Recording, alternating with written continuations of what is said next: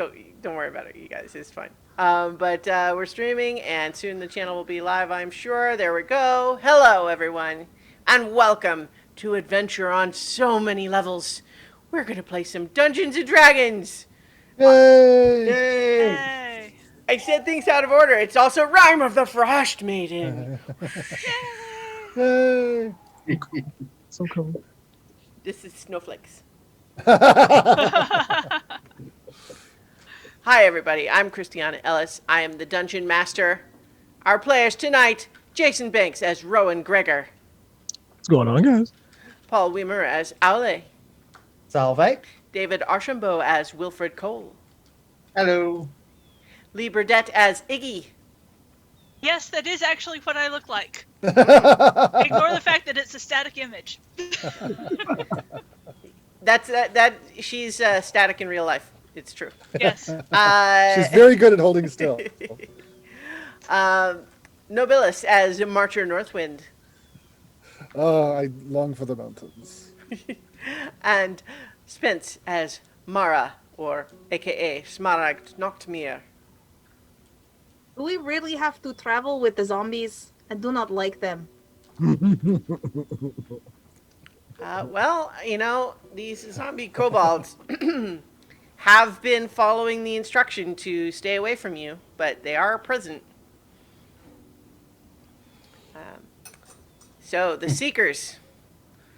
Who wants to recap last time? So we went to explore a potentially ancient ruin from a long lost civilization. It turned out to be a ruin from a long lost civilization. Yes, an upside down one that had a guy that we thought was dead in it. Who, Well, he was dead. sort of. No, not sort of. That guy was definitely dead. Yeah. But the guy we met was a simulacrum. And then we made him real so he can We die. made him a real boy. So we can then kill him later. Yes. And There don't was- forget the basilisk fight. Yes. Nasty, Oh, yeah. nasty basilisk. We found a really cool device that turns illusions into real things. Mhm. Yeah.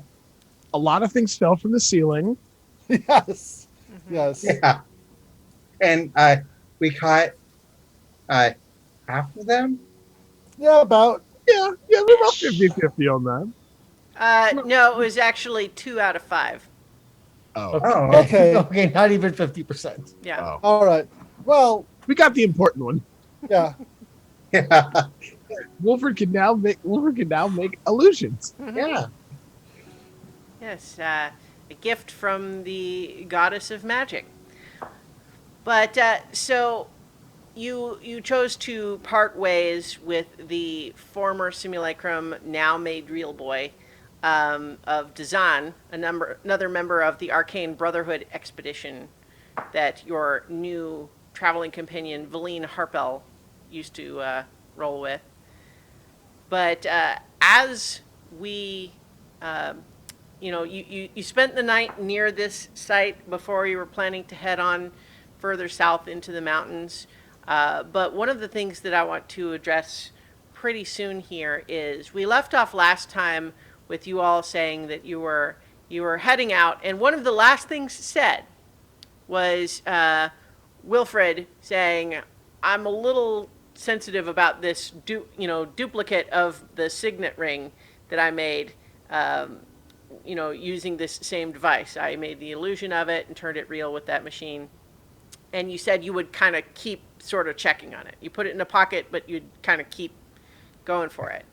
And something that happens a little ways into your journey is that you put your hand in that pocket to sort of feel for it, and it squishes. And you sort of pull it out, and what you have is a rapidly decaying protoplasmic ring that, as you hold it in your hand, kind of just dissolves into nothing. Well, that does not bode well for that wizard, does it? Yeah. No, but it also doesn't bode well for us trying to use this as, a way to supply 10 towns. Yeah, Yeah. we should probably let them know that didn't work out so well. Yeah. If you like, Wilfred, you can make an Arcana check, and Velene comes over to investigate too, and so you can make yours with advantage. Okay. That would be a 17. Okay. So you think that this is not a matter of the thing just doesn't work, right? Like it just doesn't produce permanent change. You think that this was just an incomplete thing. And so probably the damage to the room meant that it didn't work permanently this time because it's a little bit unpredictable right now. You think that it was just kind of like this was not a fully satisfactory version, but it doesn't mean that it wouldn't ever work. It just means that it didn't this time. Yeah, I think if I have an opportunity, I might have to go and revisit that room. See if maybe I can get some record of the sigils and such, and try and reproduce it elsewhere. Yeah. Okay. Valene's conclusion is too that like I suspect that when it was fully intact, it would have done exactly what we were hoping, and that the unpredictability element introduced because of the damage meant that there's always a chance that this will happen. Looks like we'll still have to go fishing, Wilfred. Yeah. Yeah. Oh well. Think oh, I forgot the name of the other guy. Design. Dazan. Think Dazan will suffer the same fate? Maybe not. That would be a rude awakening, however. Does To be- anybody speak Undercommon? Because in I can- Undercommon, Mara's gonna say under her breath, "I hope so." You can always ask the mirror. Eh, You can always ask the mirror what happened to him. What's he up to later on? I mean, Later. we get back there, we can scry on him, yeah. So, at what point in the day is this?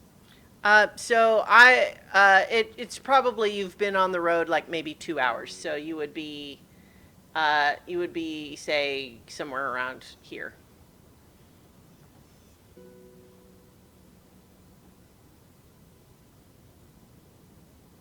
Well, I guess we have a Okay, I just wanted to check. So if we're learning this a couple of hours ahead of time, I'm going to just go ahead and contact the speaker, and say, we have learned that this portal is actually, or this contraption is not viable. Do not send anyone. It will not succeed. Ah, well, I suppose that on one hand I am partly disappointed, but on the other hand I can cross forming an expedition off of my to-do list, and frankly that's a relief. Yep. You know, it occurs to me, Mara, there's one way to find out if the Zahn is still alive. I am not contacting that abomination. Not even to taunt him? No. Okay. Why do you think? Why would I want to do this? So this causes me no joy. Well, fair point. Hang my head. Yeah. Well, Velene kind of says, I am generally speaking the type who likes to know things for certain, but there is a certain poetry in leaving this up to the imagination.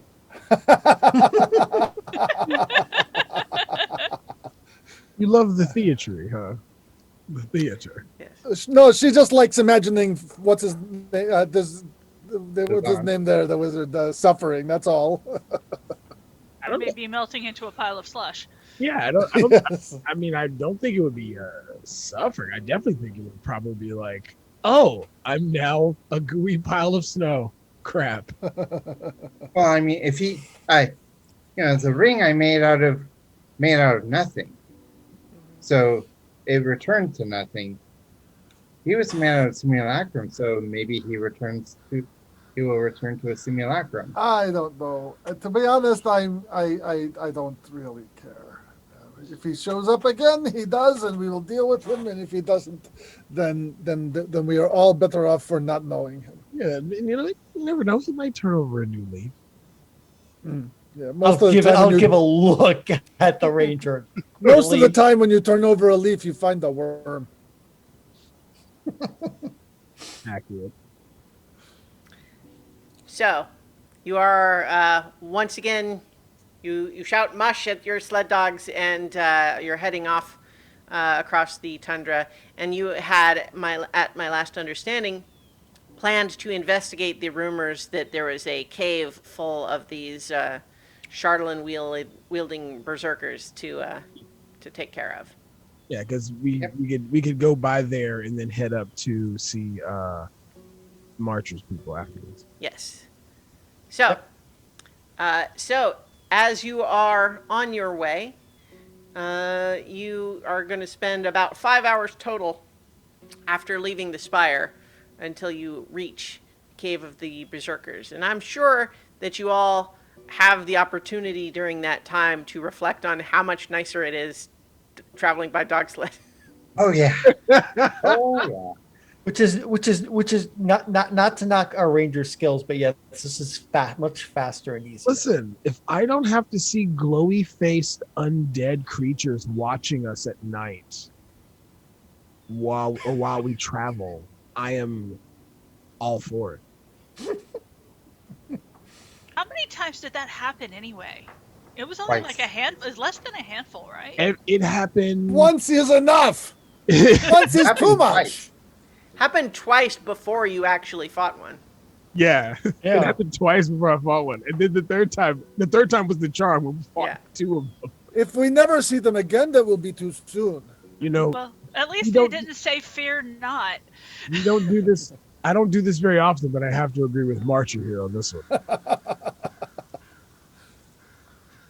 So, as you are heading up, it gets a little bit more hilly as you're getting close to the mountainous terrain.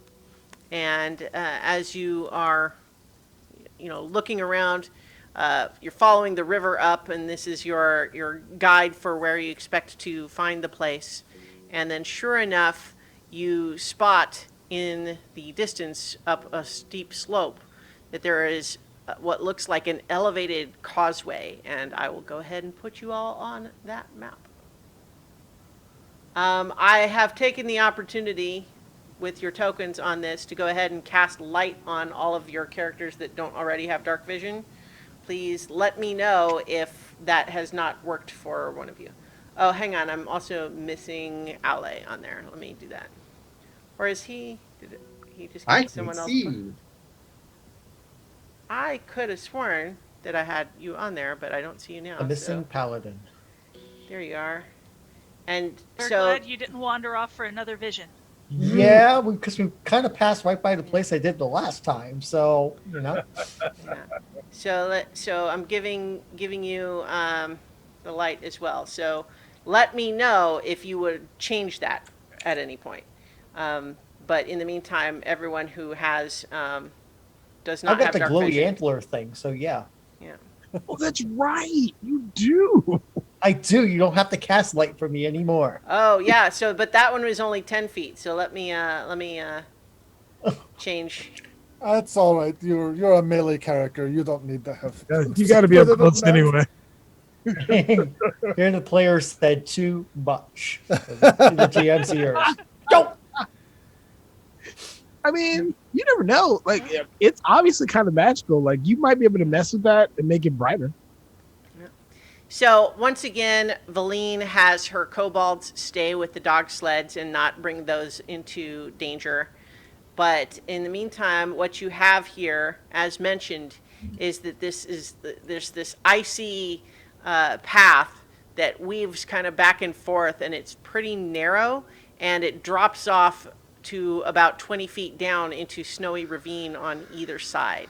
and you see that it kind of goes up through, and you can those of you with dark vision can see kind of just at the edges of that it leads up to a cave that has some sort of a like a wooden structure on the top of it that looks vaguely like a bear's head. Remember your crampons, people. Yeah. Walking on ice. So the nature of this causeway is that it is uphill and it is a little icy, but there are no checks required as long as you're moving slowly and carefully. Yeah, I think stealthily might be, at least an attempt at stealthily might be a good idea too. And I also think because of it being so narrow, we should form up how we would like to be just in case bad things happen. Mm-hmm. Or So- bad people come out that need to get shooty. So Ale, well, you guys in front. Yeah, that makes sense to me. Staying back with Mara. I have also on this map turned on Explorer mode, which I haven't really been using. So in theory, what that means is that once you see an area, even if you move to where you don't have line of sight on it anymore, you'll still see like cleared fog of war version. Oh. You know, you won't see everything, like you won't see tokens and stuff if they move around in there, but you'll still see the outline of the room. Okay. That's good. Cool. Yeah. So, in any case, are those of you who have light staying lit up? Are you moving stealthily? What's the plan? Yes, but I would suggest we move stealthily. If they've got the lookouts, they've seen us by now. So maybe two of the ones with light not be in front. You don't want me in front? That's not going to help. Yeah. I can go in the front since I can see in the dark and see pretty far in the dark. Yes, but we also don't want you to get chewed up. Yeah. Well, You're the can cleric. move back. We'll But it- go in a reasonably close group, but Yeah. we should not delay too long. Let's go. Yeah, We'll just try to be You- stealthy and hope for the best. Maybe they don't have spotters. Yes. All right. So, I mean, you guys kind of go ahead and move your tokens. Yep. If you are proceeding stealthily, though, let's have everybody make a stealth check, please. Okay. Let me get Velene's sheet up. Ooh, 19. Ooh, I failed 6. 18. Oh, that's not fair. With disadvantage, I got a 4. If I hadn't had disadvantage, I would have had a natural 20. Yeah, Womp womp. mine's an 11 because of disadvantage. Why do you have disadvantage? My scale mail. Oh, okay. So, yeah, Velene also Clank. rolled an 8. Woohoo! So, I let's see. Clankiest hunter ever. 2. Okay. Yeah, so I think you guys, as you're making your way up, are finding that it's not you're not managing to stay as quiet as you might ideally have hoped. But you are making progress nonetheless. If you want, nothing's going to happen while you're like around the curve. So if you guys want to move up to the entrance there, that's fine.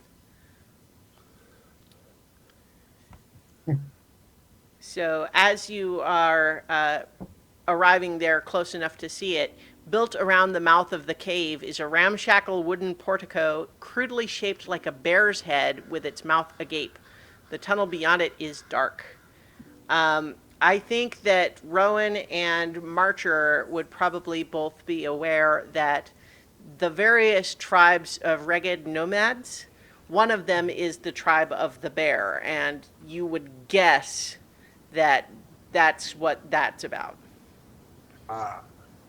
But Right. at the same time, it is not typical of the ragged nomads to find a cave like this. They usually have camps with tents that they roam around with, thus the nomad name.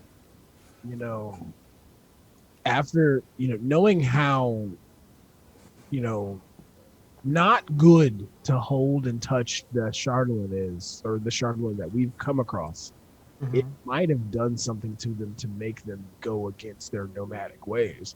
And settle down in this cave. I see your point.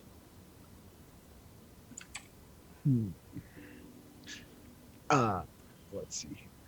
Since and is it dark inside? Like how dark? Like is I mean, it is completely dark. There's no light coming from inside. So, I mean, if you have light on yourself that's shining inward, you can see with that, but there's no other light inside. At least none that you can see from where you are currently. Well, I was gonna say to get fancy eyes from Mara, but if we're all we're all running light, and so it's fine. So as you are starting to enter this cave, you are, I feel like the way that this is drawn a little bit looks like this. So this little area to your northeast there that looks like a little bit of a slope. It would be easy to say which way is up and which way is down.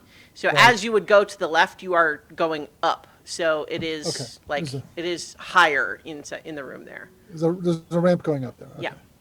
So, but as you're starting to, enter the room and see a bit more of it, you can see that this icy ramp ascends 5 feet to a 20-foot high chamber festooned with icicles. A naturally formed pillar supports the chamber's domed roof. 2 alcoves set into the north wall are fitted with rusty iron gates.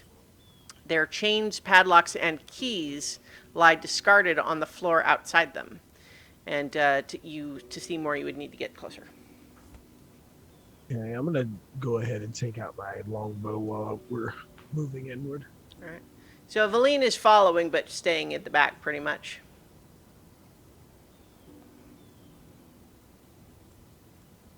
Wolfred's gonna have his hammer ready. Mm-hmm. Alright. So as you're moving further into there, as Wilfred moves closer to those cages, what you can see in there, inside each cell are fragments of the shell of a bluish-white egg that must have been as large as a halfling. And anyone who would like to make a nature check about that can do so. Do we need proficiency? Yeah, if you have nature proficiency. Oh. Okay, well, Rowan definitely recognizes that these are absolutely white dragon eggs. Oh boy. Oh crap! Well, But this changes things considerably. Ale, Yes. how close are you with your brethren? Your draconic brethren? I'm a silver dragon, not a white dragon. I mean, I did reach out to that one dragon that we saw when the construct was running around, and I told him, to stay alive. Oh wait, no, I didn't. You I didn't. retconned all of that. You So considered never mind. it. Ignore but- everything I just said. Maybe I dreamed it. So not close. So, well, I don't know if they're breeding them, eating them, or what. Captured them, yeah. But those are white dragon eggs. well, they are much easier to fight when they are tiny and just out of a shell. So as you have this conversation from the south, suddenly you hear a pair of voices. One says, "Who are you, intruders? You trespass on the domain of Gellim." And then the other voice says, "Antizar!" And you look, and there are 2 white dragon wormlings emerging from the cave to the south. Oh, and our channel has just gotten raided by the T-Monster. Welcome, welcome, welcome. What's going on? It's a raid. Oh no! So, Just in time for everyone, these dragons. yeah, just in time for everyone to roll initiative. Oh my! Well, what Yeah. timing? Yay! I don't do this very well. All right. Ooh. Oh, You got a good Hang one. on. I spoke. Oh, I forgot too to have my soon. token on. Let's see. Yeah, I forgot to highlight my token. That was dumb. All right, so let's see. Everyone gets. I'll just change it over again. It's actually a 7. Yeah. So let me know if you end up with duplicates here. But I do not see myself. okay. I mean, you can actually, even if you're not on there, if you highlight your token and then do Yeah, then it auto adds. yeah, Mine never adds that like that. okay. Oh, that was a nifty thing to Or find out. All That right. if you're selected yourself and you do initiative, then it pops up in a thing. Like I like that technology, science. Like that, yes, Mhm. making games better. All right, let's get some battle music going. I actually got a good initiative. It's All right. rare. Listen, I can't. Listen, I don't remember the last time I was in the top of the initiative order. Like I can't. I'm not a very dexterous ranger. I don't know why. Like it's fine. What? yeah, yeah. And That let's go ahead explains the and, clanking. All right, so has everybody got their correct initiative on there? Looks like we and need go one ahead for and remove Piccolo. Piccolo. I Okay. don't know why I have disadvantage on initiative. I mean, I don't know why you would either. Okay. I Well, that's what it says in Roll20. Okay. That's weird. Okay. I mean, I take your word for it. I can't look it up right now, but I have no All idea. right, cool. Okay. All right. So, Wilfred, you are at the top of the initiative order. You were up there by the cave, and you heard these two voices. You look over. Uh-oh, dragon wormlings. What's up?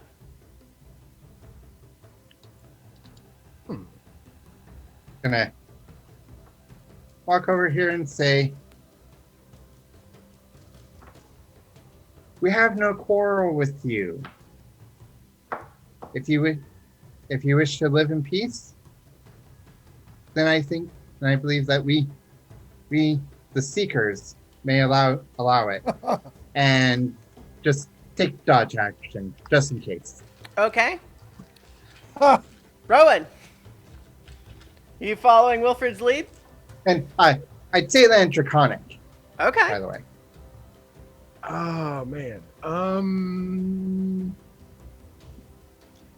No. I'm going to cast, I'm going to move here and cast Entangle on these two in this small tight space. Uh-huh. Uh-huh. So let's see. Probably it'd be something like that. Yep. Yeah. Okay, so they are going to each make a strength saving throw. First Gellum and then Tizar. Got an 18 and a 21. Well, they're strong, Yeah. but it's still difficult terrain. Yeah. All right. So, anything else for your turn? As a bonus action, I will put Hunter's Mark on the first one, which I think is Tizar, right? Well, Tizar? Gellum is the one that talked first, but I mean, it's up to you which one you want. Well, I can see them both. It's fine. The one that spoke is fine. All right. Well, they both spoke, but it's fine. All right. So it is actually now the White Dragon's turn. And they both immediately fly out of the difficult terrain. Oh god. They're dragons. Yeah. This guy goes up here, right by you, Wilfred, and is going to use his cold breath. And it turns out, let's see, you are, you know what? Oh, yeah, it is actually, no. Okay, it's a 15-foot cone, and he can't quite get Rowan also in it. But Wilfred's definitely getting it. So make a dexterity What's it? saving throw. No, excuse me, Constitution saving throw. Hey, yeah, I was saying, wait a minute, mine's Oh, Constitution. well, that's even better. Okay, That's a well, dirty 20. all right, well, good. So you are only going to take half then of this. Why does it not? Okay, it doesn't auto roll. Fine. All right. Okay. So you are taking 15 cold damage. And then the other one. What's their fly speed? Yeah. The other one is gonna fly up and do the same thing to let's see. Trying to decide where. Yeah. It's.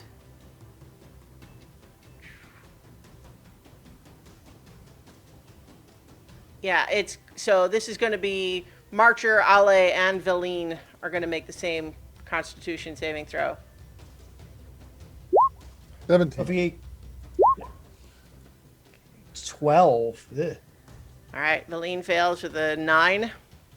So 12 is actually what you're looking for because these are just little baby white dragons. So you are going to. Man. Okay. Hang on. Friggin' macros. Okay. Oh, you know what? I should be doing it with this other thing here. Let's see. There we go. So it's 24 total. So 24 to Velene, and then it would be 12 to Ale and Marcher, but it's cold damage. So each of you, I believe, is resistant to cold damage. So you will take 6. But Velene took all 24 and is Not covered with frost and is not happy about that. No. All right. So that is the dragons. Now, Iggy, your turn. Okay. Are we absolutely 100% sure that we want to kill these, but they're already They hurting just people, tried to so, kill us. I Kill them. I was willing to talk until they started breathing on us. Then the Okay. talking ended. Yeah, so I'm going to sneak over here. Well, actually, no. I'm going to sneak back here. And I can't actually see any of them from here. Crap. I thought I could. You can't see Tizar right here? Oh, yeah, I can see Tizar. Mhm. I can.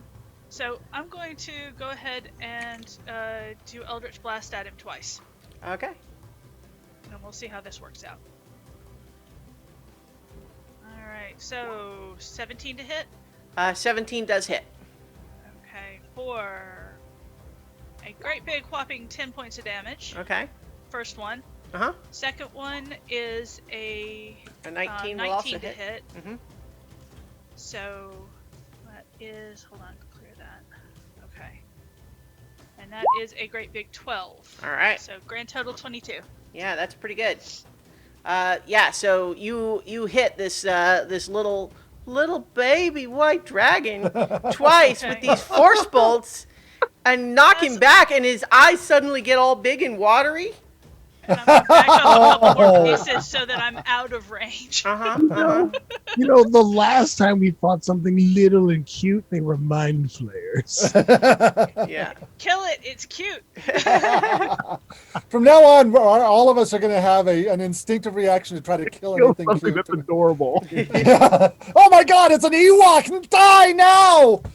Yeah, so Velene pulls out her wand and uses it to cast Magic Missile.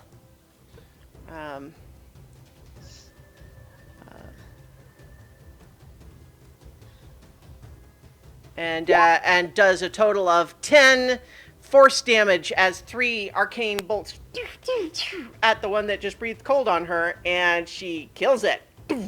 Wow. Oh, Oh, nice. The necromancer's got some fangs. And Really?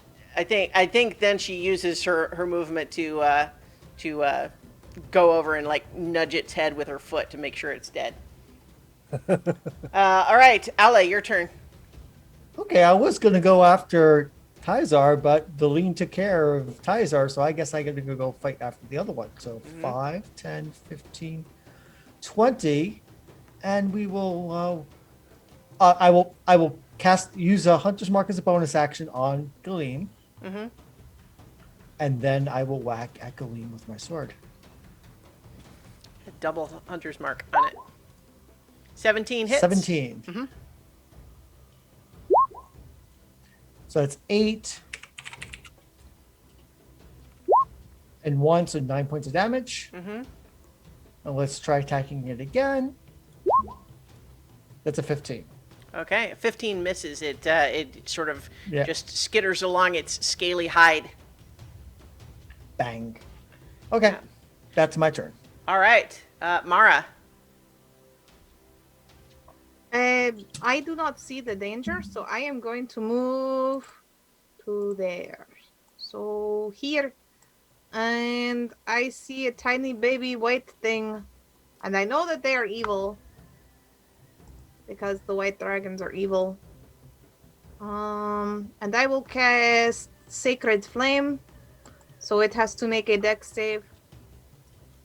Okay. It gets a 10. It fails. So it takes 2d8. So whatever that was. 6. 6. 6. So you send arcane divine flames out and envelop it briefly, and it squeals. I have not chosen a Sailor Moon style activation code for that one yet, but I'm working on it. In the name of the moon, you will be punished. No. That is Moonbeam. All right. All right. So, anything else for your turn? No, that's all I really can do, and nobody's hurt, so. Okay. Velene is hurt. Velene's badly hurt. I don't Yeah. care. She's not gonna heal the lead. She just took 24 cold damage and is still like covered with frost.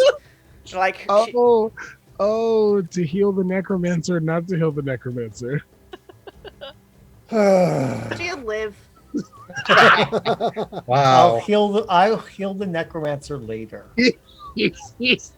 Gotta deal with the dragons first. I mean, if she's close to death, I will do spare the dying. she doesn't look that bad off. Other than that, I have no need to heal the necromancer. Okay. Luckily, we have a second healer in the party. All right. That's Is it my turn? Is it my turn now? Yes, it is. Yes. Have we had enough banter? Okay. Yes. I'm going to move over here. I was considering casting False Life, but I think I want to be the one to get the killing blow on this one. Mhm. So I'm not going to shoot it with my crossbow. Okay. But I missed. An 8. Yeah, it does not hit. It, sails past as it ducks out of the way and clangs off the rock. Okay. Okay. And I'll just move there as the end of my turn. All right, we're back around to Wilfred. So you had your chance and swing. And 14 probably misses. It does. Okay. It, uses its long serpentine neck to duck out of the way of your swing. 12 probably also misses. It does, yep. Mm-hmm. Yeah. Oh, that's frustrating. So I'm going to use Action Surge. Okay. Get a 21. 21 will hit. For 6 damage. Okay. And a 19 19 will also hit. for 11 damage. Ouch. 11, huh? How do you finish off this dragon? Just crack across the head and done. Yeah, and it So Wilfred joins Marcher in being a dragon slayer in his party. It goes limp. But guess what? We're still in initiative, and you guys don't necessarily know why. So, Oh, that's great. what else would you do with a turn? Would you move or anything, Wilfred? Let's see. I think I probably. Yeah, I don't know. We're initiative, so I'm just gonna move down here. Alright. Probably get there with the difficult terrain. Oh yeah. Since they flew out of it, I definitely let that go. Okay. All right. Well, so it would be your Yeah. turn now. So you let release concentration on that. What do you do on your turn, Rowan? They came from that direction, so I will.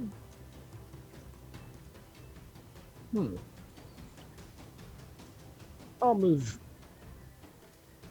close up to behind Wolford because that's where they came from. But Mhm. I don't see anything. Mm-hmm. Does that look like they're in that room? Do I see anything that look like that's where they were like? Yeah, you do think that is where they were hanging out. This 8-foot high cave is unfurnished and unlit. You see what looks like a hole in the southwest corner, but that would be all you can really see from where you are. Okay, so yeah. Well, that's my full move. So, Mm-hmm. so yeah, that'll be it for me. Okay. So as you are all kind of just starting to relax after apparently dispatching the 2 dragon wormlings, you hear, "Ah! Ah! Ah!" and charging around from the corner, boom, boom, boom, boom, boom, is a frostbitten, hide-dressed berserker who heard the Whoops. sounds of And- fighting. I think you hear Iggy scream, "Oh shit!" Yeah, so I think you guys might have had this one already, but yeah, this Yes. is another Charlatan Berserker.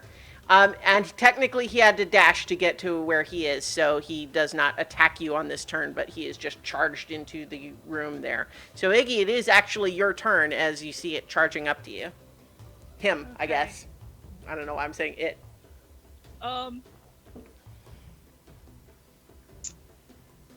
Disengage. I'm going to cast Dimension Door Okay.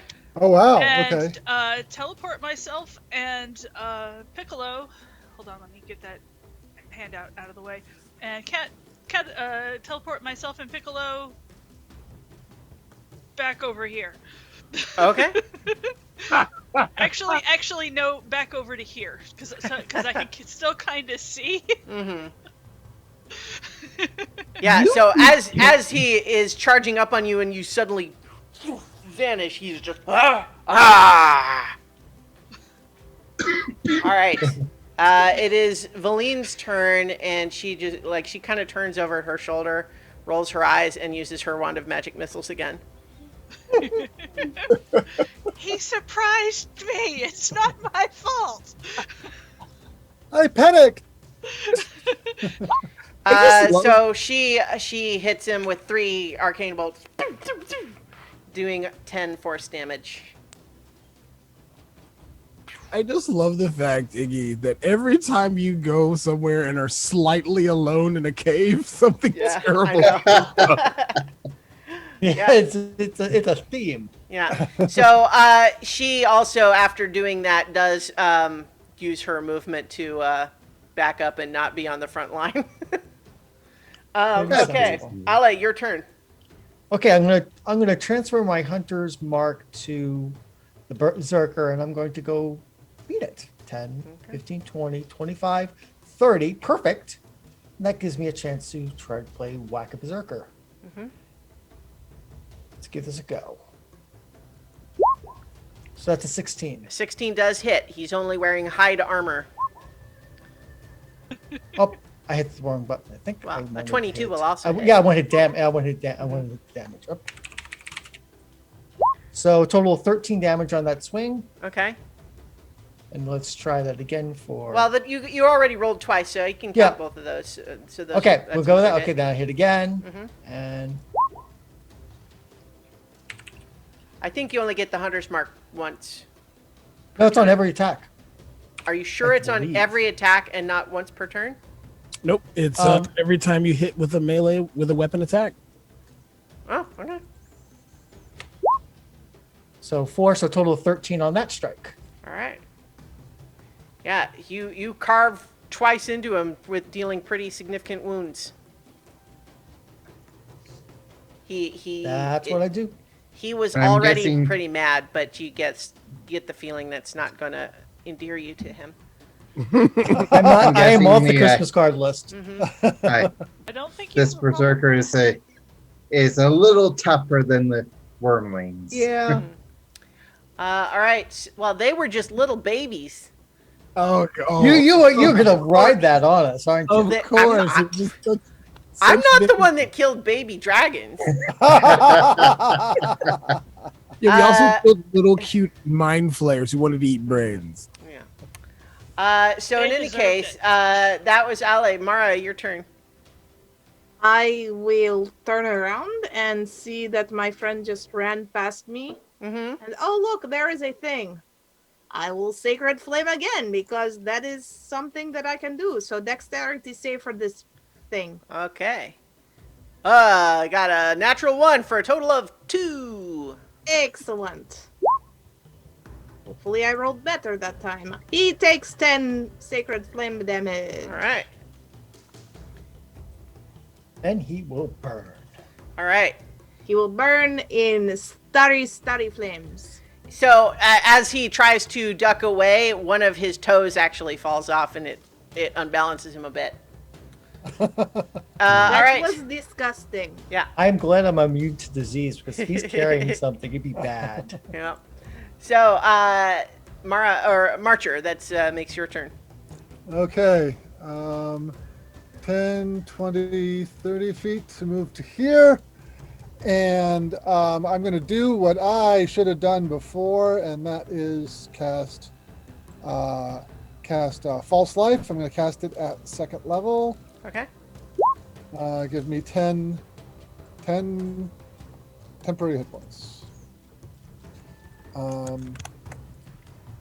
And so far things are going well, so I'm not going to burn any more resources to do a bonus action. All right.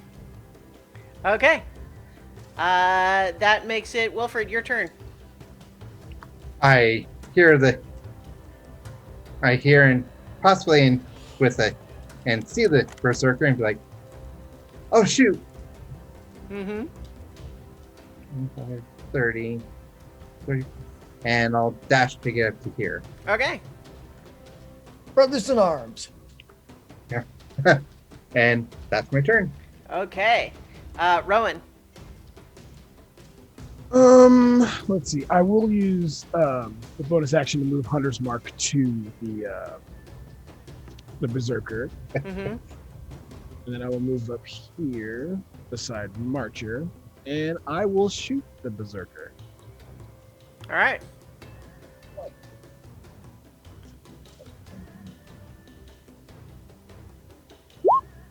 A 13 just hits. Nice. Don't forget your Colossus Slayer. Mm-hmm. That is true. And Hunter. And Sun Torch Mhm. Mark, yeah. Mm-hmm. Stack that damage. So let's see. So that's a D8 plus 1. Oh, Oh, come on. damn it. From Oh, there we go. Well, so that's just the bonus damage, right? So what's the first attack damage, right? No, that is the first attack damage. The first attack was the D8 plus 1. I rolled a 1. Okay. So it was Okay. 2. Yeah. So The Hunter's with Mark- Hunter's Mark that makes it 8, and then now with your Colossus Slayer. Colossus Slayer. Yeah. Oh! Jesus. All right. Well, not a high damage Oh, wait. roll, but that was just your first arrow, so Yeah, that's true. So- I do get a nine Forget damage. what I said. Stop shooting center of mass. Do a fancy shot. 14. They can't make up their minds, Rowan. All right, 14 does hit. Yeah. Okay, here the 14 does it. Yes. Yeah. So then we'll try this again. I'm pretty sure Colossus Slayer is only once per turn. Yeah, it is. Yeah. It is only once. All right. So that's 6 for that one plus 5. So yeah, so that's 11 points on that one. Okay. Yeah. You've done some pretty significant damage to this guy. He's acting like he doesn't even feel any of this, but you're definitely seeing wounds. Uh-oh. But he's also like half his face is fallen off from frostbite, and his fingers are black.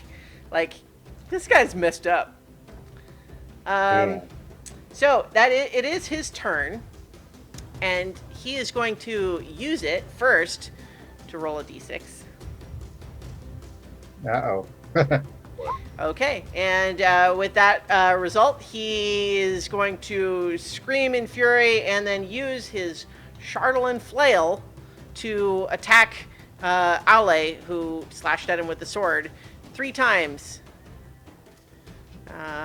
16, 15, Miss. 9.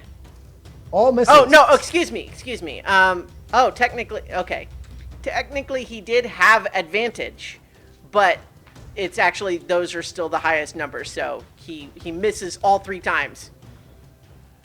Wow.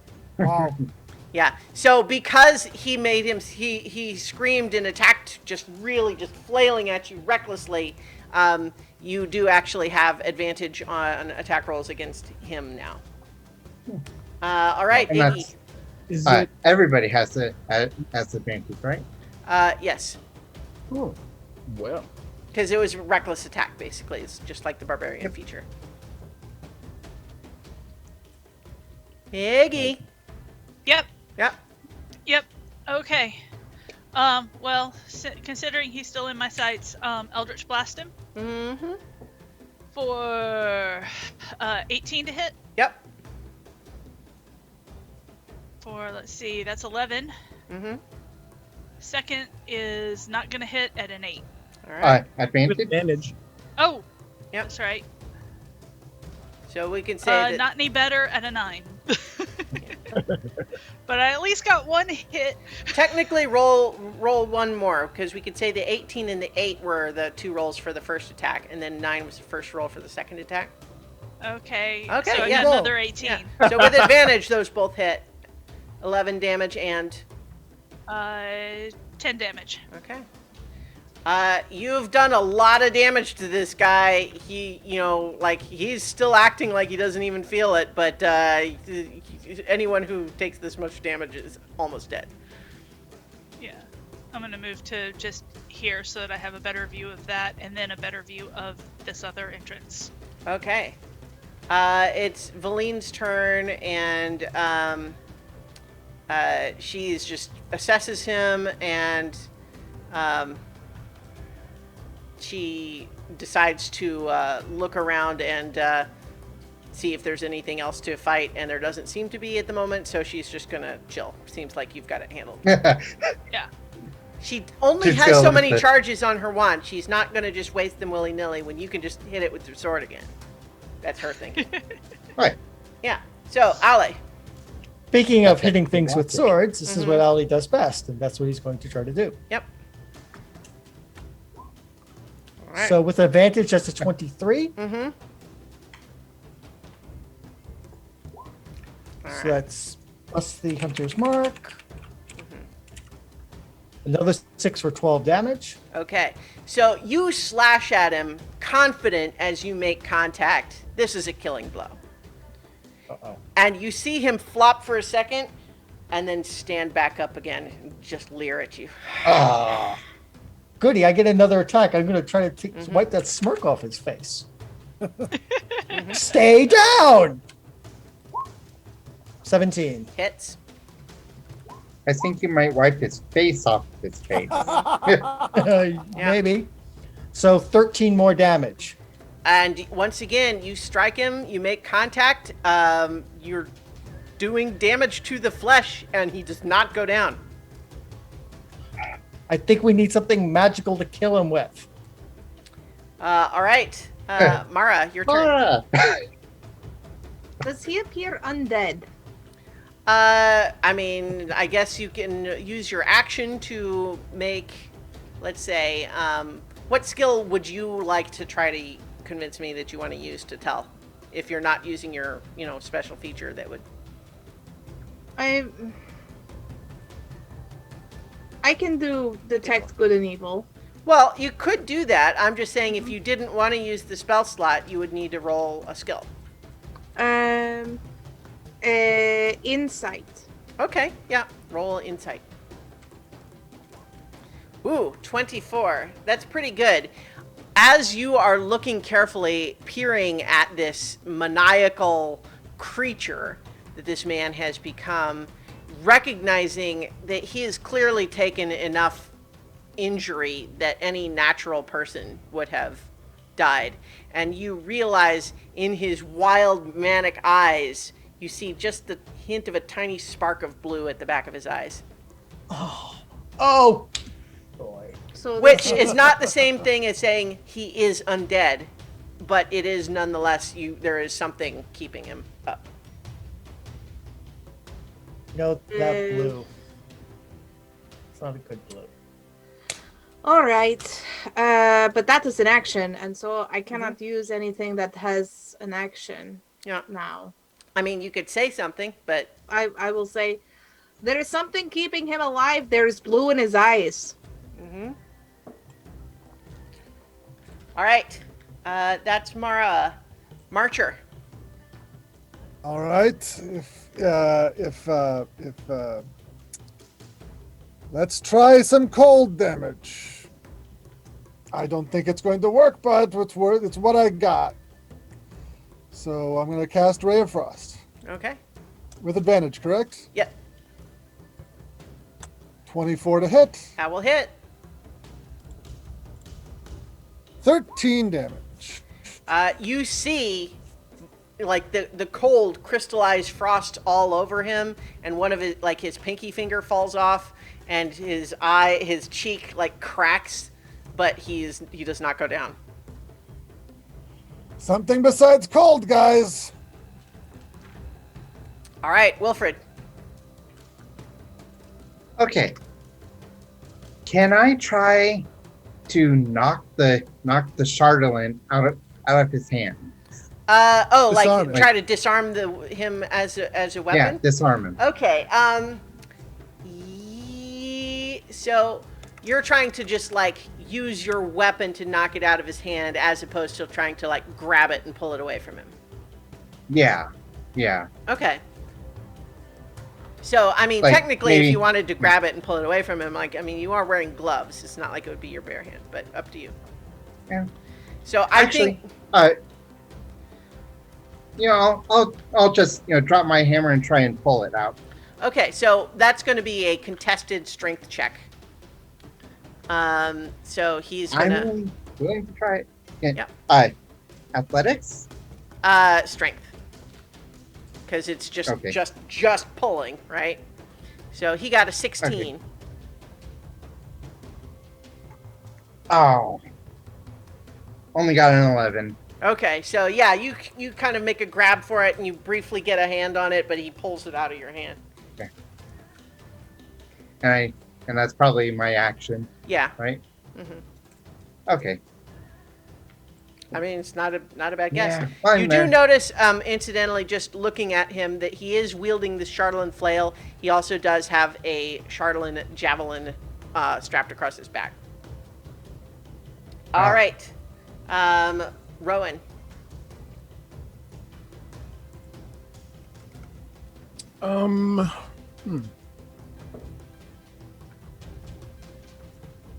Can someone inclined to magical things detect magic to see if there is something else somewhere, or if he's protected by something? Not immediately. As you say that, Velene nods at you and just says, "My thoughts exactly." Let's see here. I will do for a bonus action. I will cast Ensnaring Strike, and I will shoot at him. Okay. Because if I can hold him in place, we might be able to move past him. So go ahead and make the I have to attack. hit him, though. I have to try to hit him. Okay, 10. unfortunately, a 10 does not hit him. Do we still? Oh, but do we have advantage on him still? Yes, technically, you are the last person that will have advantage on him now. But yes. Oh, well then, shucks. I want to try sharpshooter while I'm at it. All right. Crit! Nice. There you go. So, how's this for some flavor for you?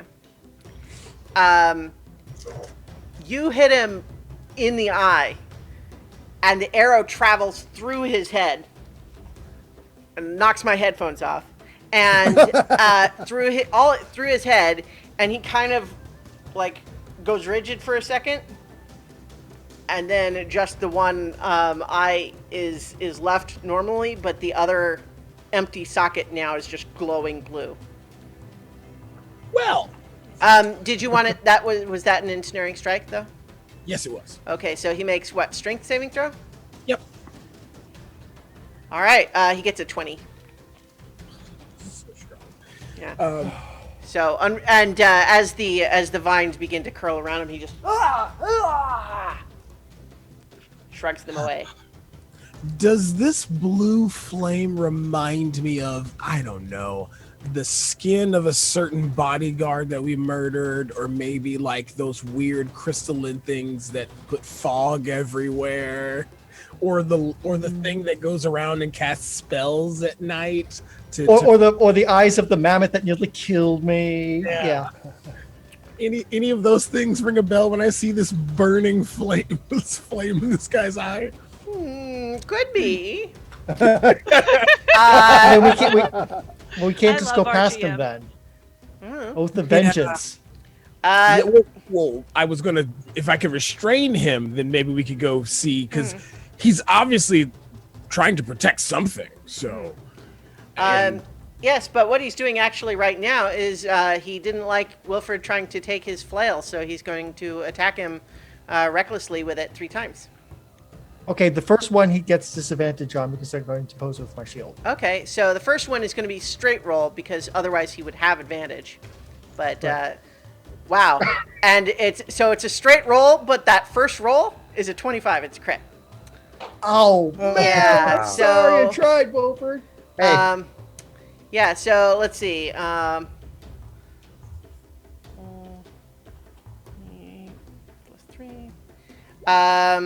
Okay, so it's going to be 13. I think it's bludgeoning. Yeah, 13 bludgeoning damage, and please make a Constitution saving throw, Wilfred. Well.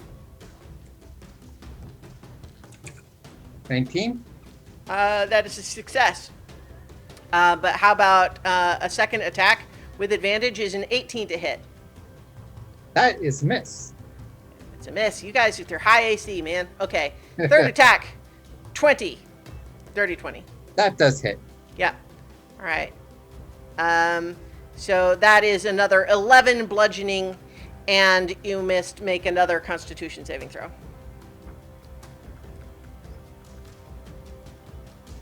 22. 22. You are successful once again. As you feel like just the corrupting influence of the Chardolin, it's battering against you, but you've been able to resist its influence. All right. That is its turn. Iggy. I'm gonna set this thing on fire. Okay. Create bonfire and roast its little toes. Okay. Dex save 14. All right.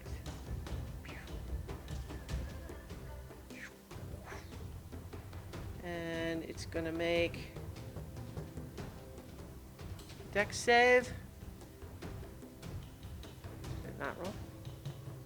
There we go. It rolls really low, and it is briefly engulfed in flames. And it goes, ah! But does not go down. Okay, so you don't even want to bother with the damage. Nah. Yep. Okay. Worth a shot. Yeah, no, you guys are trying the right things. I'm just saying it's that none of them have worked yet. All right, it is Velene's turn, and she begins to cast, and she does cast Detect Magic, and starts looking around, and as she's, oops, that's not what I'm trying to do. I'm trying to draw another box. Ah, shoot. Stupid. All right, hang on. Let me put her token back on there. It looked like she had the cool Cyclops visor. Yeah.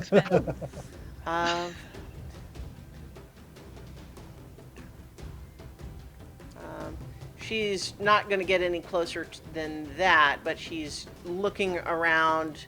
She is looking at him, and she says, I've not seen a source of anything yet, but there may be something deeper in. He's clearly got an aura of necromancy around him, but that's not surprising. All right, that's Velene's turn. Get her back on the tracker.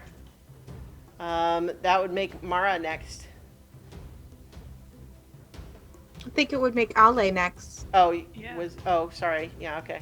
I couldn't remember where she was. Okay, Ale. so. All right, so regular damage isn't working against this thing. I'm going to. I think maybe. Smite. Yeah, I'm gonna try. I'm gonna try him and try to smite him and see how that works. Mhm. So, Vow of enmity first. what's that? Vow of enmity first. Oh, yeah. Well, no, but that would be my turn. Oh, okay. So no, it's a bonus action. No, you're right. It's a bonus action. I thought it was a regular action. Right. Vow of enmity on him. Mm-hmm. So, thank you, Lee. So I'll gain advantage on attack rolls against him for 1 minute. You already have that because he is attacking recklessly, but sure. Oh, okay. Oh, well, okay. It's Okay, then I fine. don't. I'm need just to use saying that. you did already have advantage, is all. Okay, then I won't use that. Then I'll just try. I to mean, hit you him. can still use it. I don't know. I'm just saying. No, well, if he stops recklessly, then I'll Okay. try it. But All right. anyway, let's go. All right. So that's a 25. Mm-hmm. Okay, so I am going to first comes the regular damage. Then that's 5. Then comes the bone. Then comes Hunter's Mark. Mm-hmm. Now I'm going to use a second level spell slot and divinely smite him Mm-hmm. and see if that does damage that will actually stick. Well, let's see. Let's see, where's my thingy for it? All right. That's so seven holy damage in addition to Yeah. everything else. So you Radiant. stick your Radiant, sword thank you. and it goes like right into his rib cage and through, and then like flares with holy light, and it's clearly burning the flesh around him. But then as you pull it back around, he just does not go down. All right. Ha ha ha ha! Okay, I'm going to shift 5 feet to here. All right. Maybe I do have to get past him, but really galls me. Anyway, next. All right. Okay. Mara. So Radiant He- damage didn't do it. Radiant So- damage is not the answer either.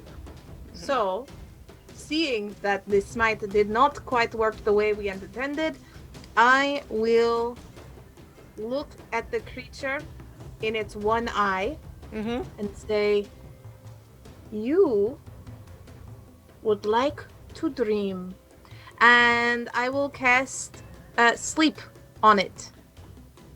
Oh. So I roll 5d8. The total is how many Yeah. hit points of the creature this can affect. Uh-huh. Isn't it an area effect spell? It is. Yeah. Hang on. I'm double checking something. Oh. I'm double checking something just to make sure this will work, but it's pretty clever. Let's see. Make sure that he's not immune to this somehow. No.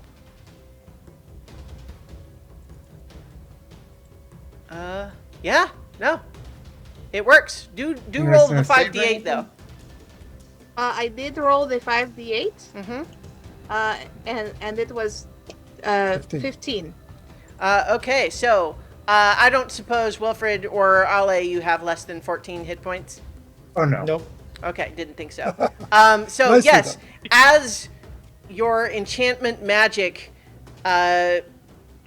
drifts along the air into that area, you see him, swinging the flail around.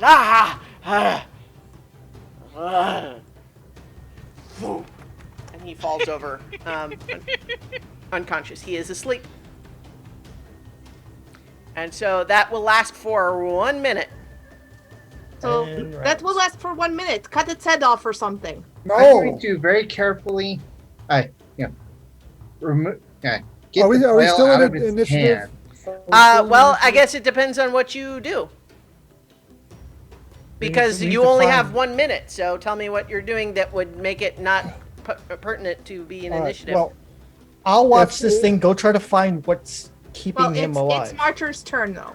Yeah. Yeah, I'm trying to say. Yeah, So so if march he's your- sleeping, then he's not going to get any attacks of opportunity on me. So Mm-hmm. I'm going to go 10, 20, 30 feet and look around because I seem to be the only one listening to say that Velene said that there was some kind of source for his power, and I'm going looking for it. Yeah. So make a perception check.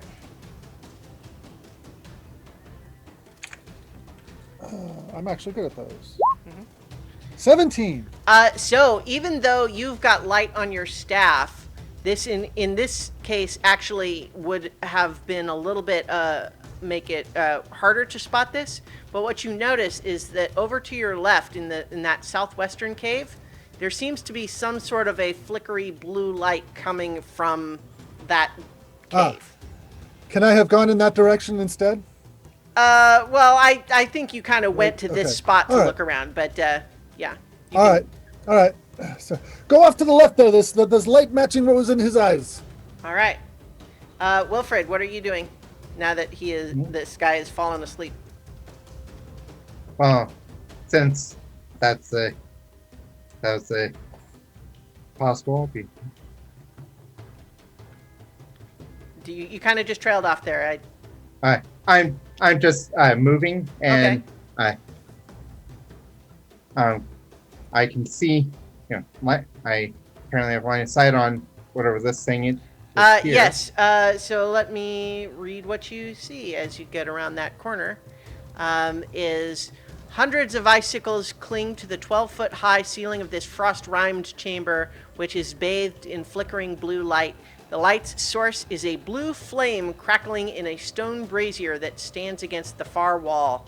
The white smoke that rises above it coalesces every few seconds into the form of a woman, but the image is fleeting.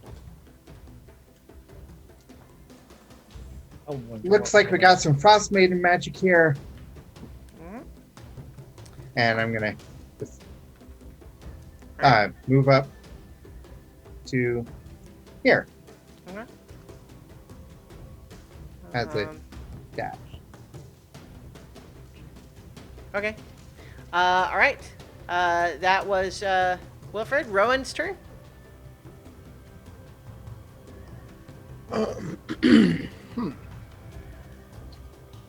Well,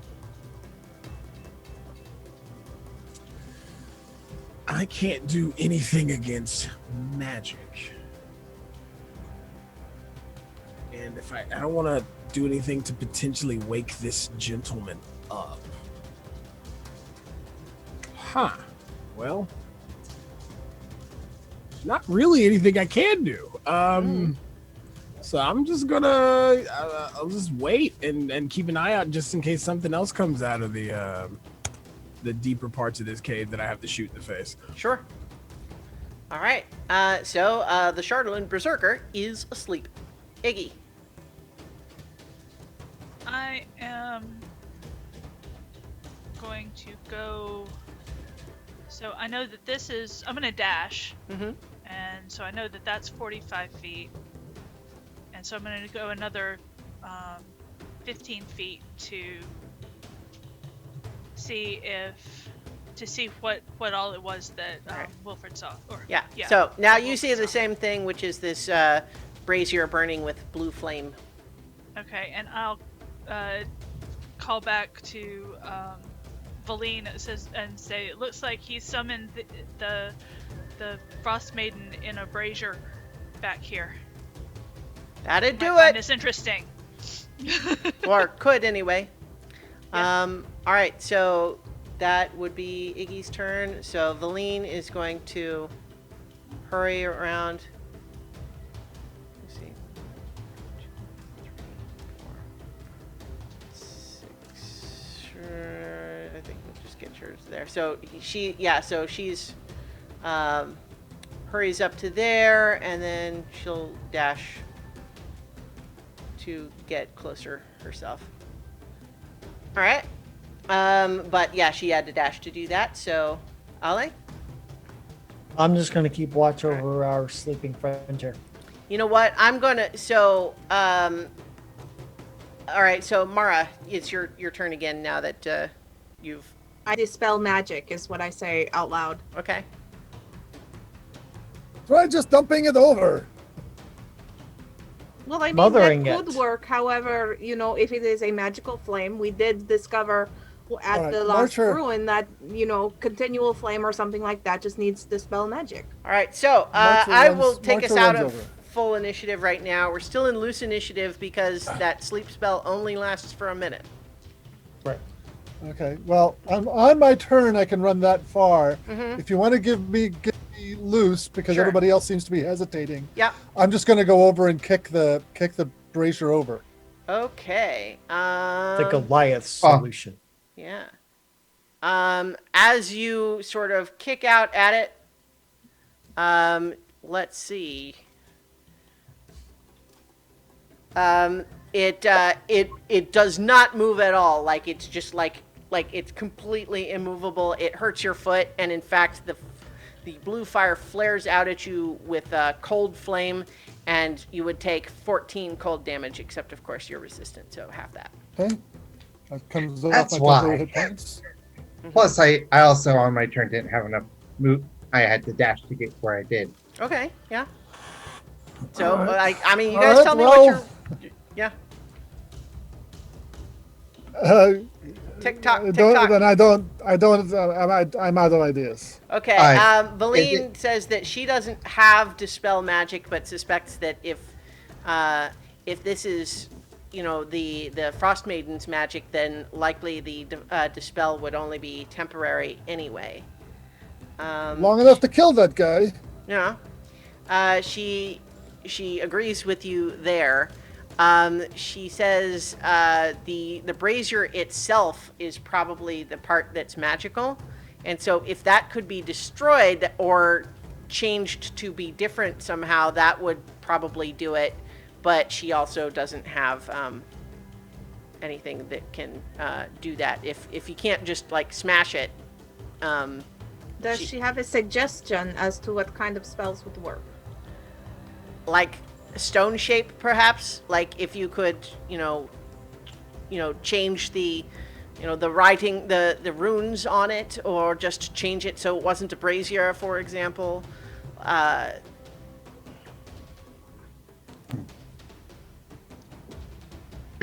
But it's clearly got a powerful aura of abjuration magic. And if you Right. look, it's actually part of the floor. That's what got me thinking about stone shape. It's not a brazier sitting on the floor. It was brought up out of the stone. Said something about runes. Could Wilfred go up and basically try and, like, he has a hand axe, try and basically mar runes? Yeah, I will tell you, you try to hack at it with your axe, and it just no effect. Okay. Just like, kind of Yeah, scratch up, but no effect. So As you're all getting there, and Velene sits and says, we killed one of these fellows elsewhere, just not in here. It might only protect the cave itself. We pull him maybe out. Ollie, outside. It wouldn't help. So what are you yelling at me, Wilfred? I carry that guy outside. I will listen to my friend, the fighter. Okay? The fighter, quasi-magic user, and pick this guy up in a fireman's carry and start and trot him outside. Okay, so you dragging him along, you can move half speed. Okay. And because he's not resisting, you don't have to use an action to like grab him. So you can essentially move 30 feet with him on this turn using your dash, but he will wake up. What if He'll we wake up wake if him I- up and lure him outside? Yeah. If you Everybody out of the disturb him, he cave. will wake up. Yeah. Yeah, I'll carry him to 30 feet. The faster, more we move him outside, the better. Okay. So 5, Um, 10, 15, 20, 25, 30. Yeah. So you drag him along to that point, and he starts to stir, and we're gonna go back into full initiative. So with you having just taken your turn. So Mara. So what I will do is I will run past him Mm-hmm. and yell, "Come and get me! I am very easy to kill." Okay, make I'll run just enough to like taunt him Okay. and try to draw his gaze away from Ale. Okay, make a persuasion check.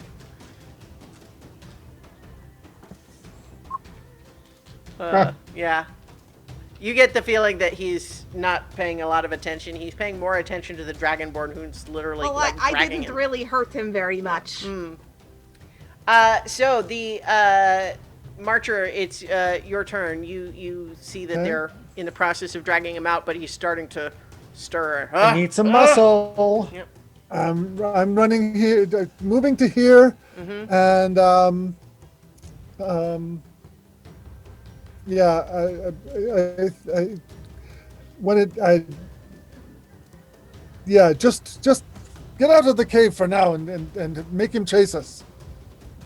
All right. So what I'm going to rule essentially here is that you have him grappled. Yep. Because he was unconscious when you first did it. But now that he's awake on his turn, he'll be able to try to break the grapple. Okay. All right, so that was Marcher's turn. Wilfred. Okay.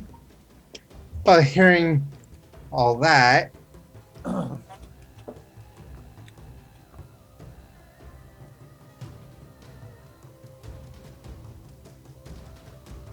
I just gonna dash out there and try and use my second wind to get some health back. Okay. All right, Rowan. Oh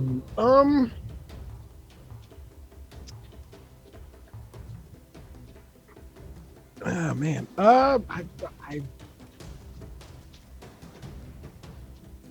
Can I try? I can't try to move him more so than Well, I think, I mean, technically you can, but because he's awake now, you would have to make a grapple, like attempt to grapple him, as opposed to Ale, who kind of already had him. So, like, if you want to try to get him and drag him yourself, you would need to make a grapple check that he could resist. I don't think I have enough movement to do both. Yeah, I mean, you tell me what you want to do. You can run, and shoot him. Try and Yeah. That's not good. Well, I mean, he's not out of the cave yet. I mean, get his attention to make him chase. Yeah, that's. How about that? What I was actually just going to suggest is that you could do the help action for Ale and give yes. him advantage in trying to retain the grapple when the Berserker tries to break out of it. Okay. Yeah, sure. How about that? I'll move up here next to Ale and help him out. All right. So you're helping him to control this guy. Yeah. All right. That would make it the Charlatan Berserker's turn, and he is going to try to break free of the grapple. And so you are going to make your athletics check with advantage, Ale, because Rowan is helping you. And the Berserker gets a 13.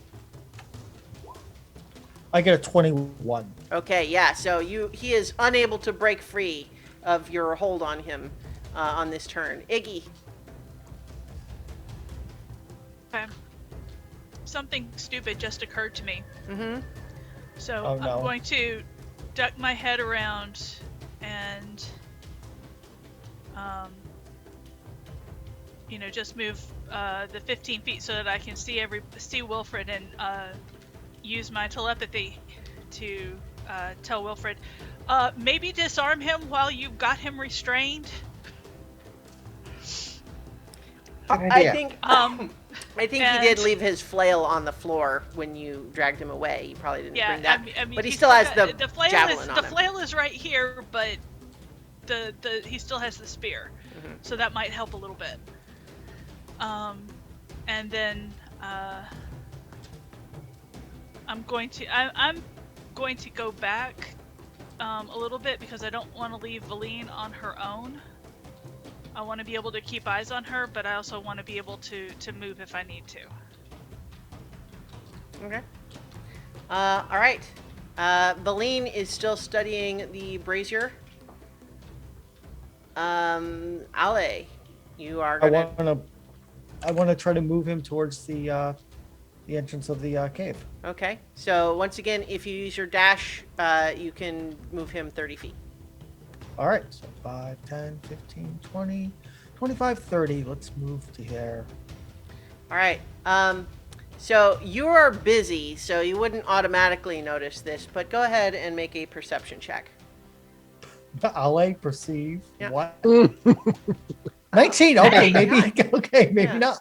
Maybe actually Florida Owl. So what you notice as you're dragging this guy out the cave is just as you have reached the threshold of the cave, you notice some light from torches further down the causeway and see 4 more of these guys coming back up, and one of them dragging like an elk.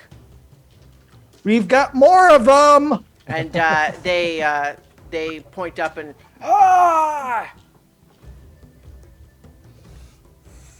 All right, so that is Ale's turn.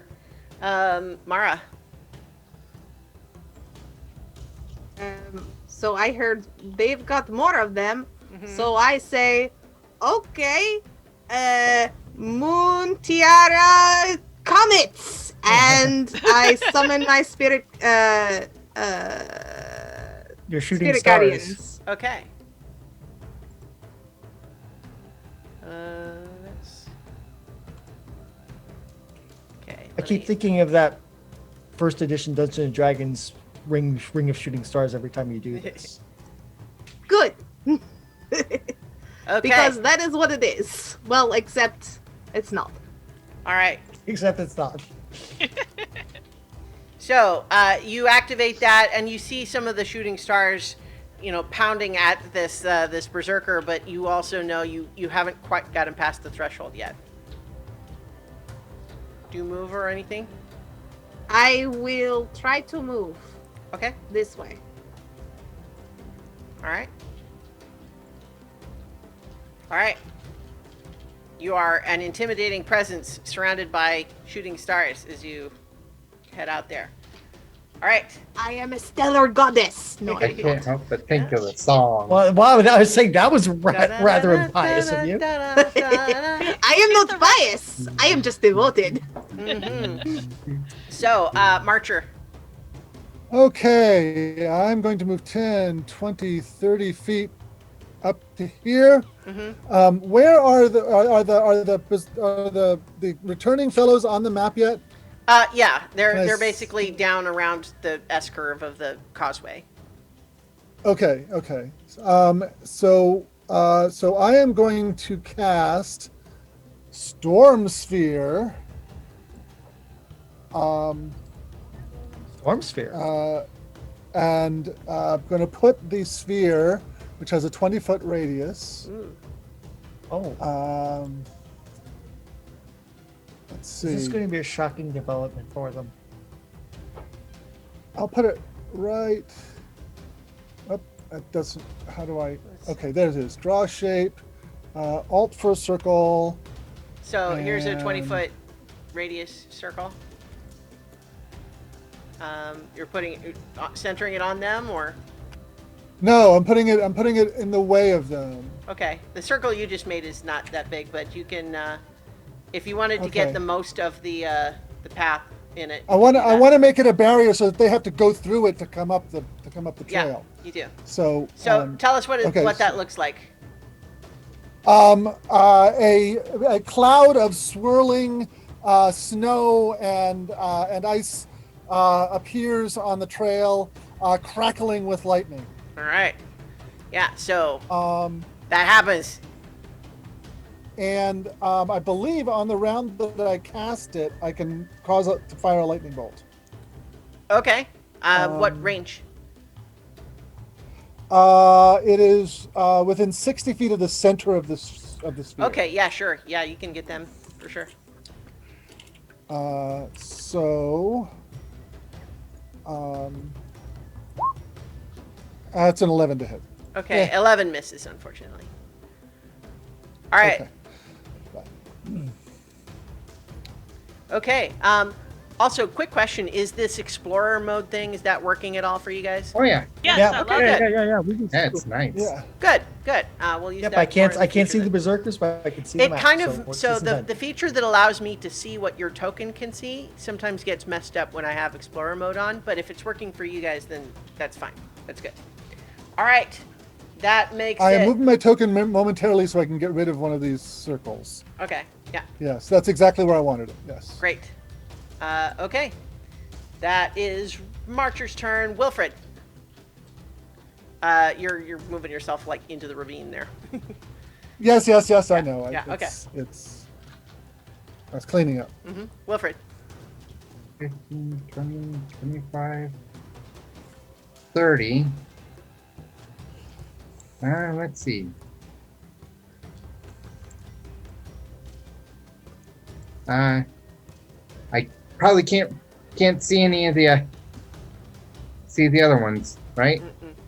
Actually, for that matter, I did say that one of them had a torch. So let me put that light on him, because you would some of you would see that.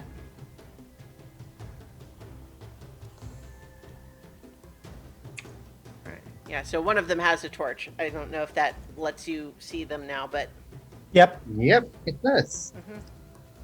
And I'm going to switch to my crossbow okay. and shoot once. All right. One in front. Okay. This one for 21. 21. That'll hit.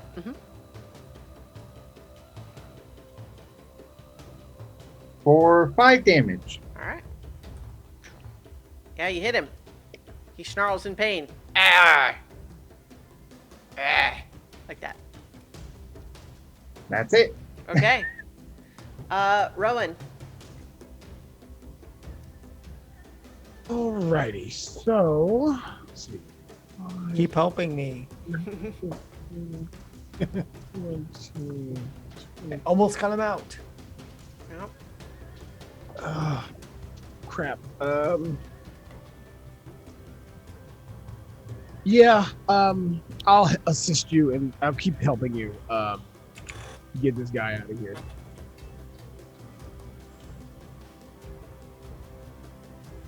But I definitely can see the 4 others of these coming.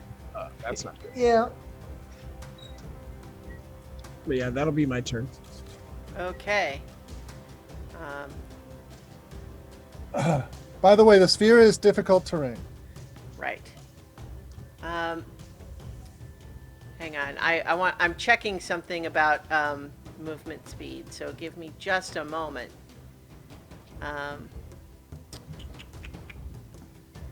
Let's see.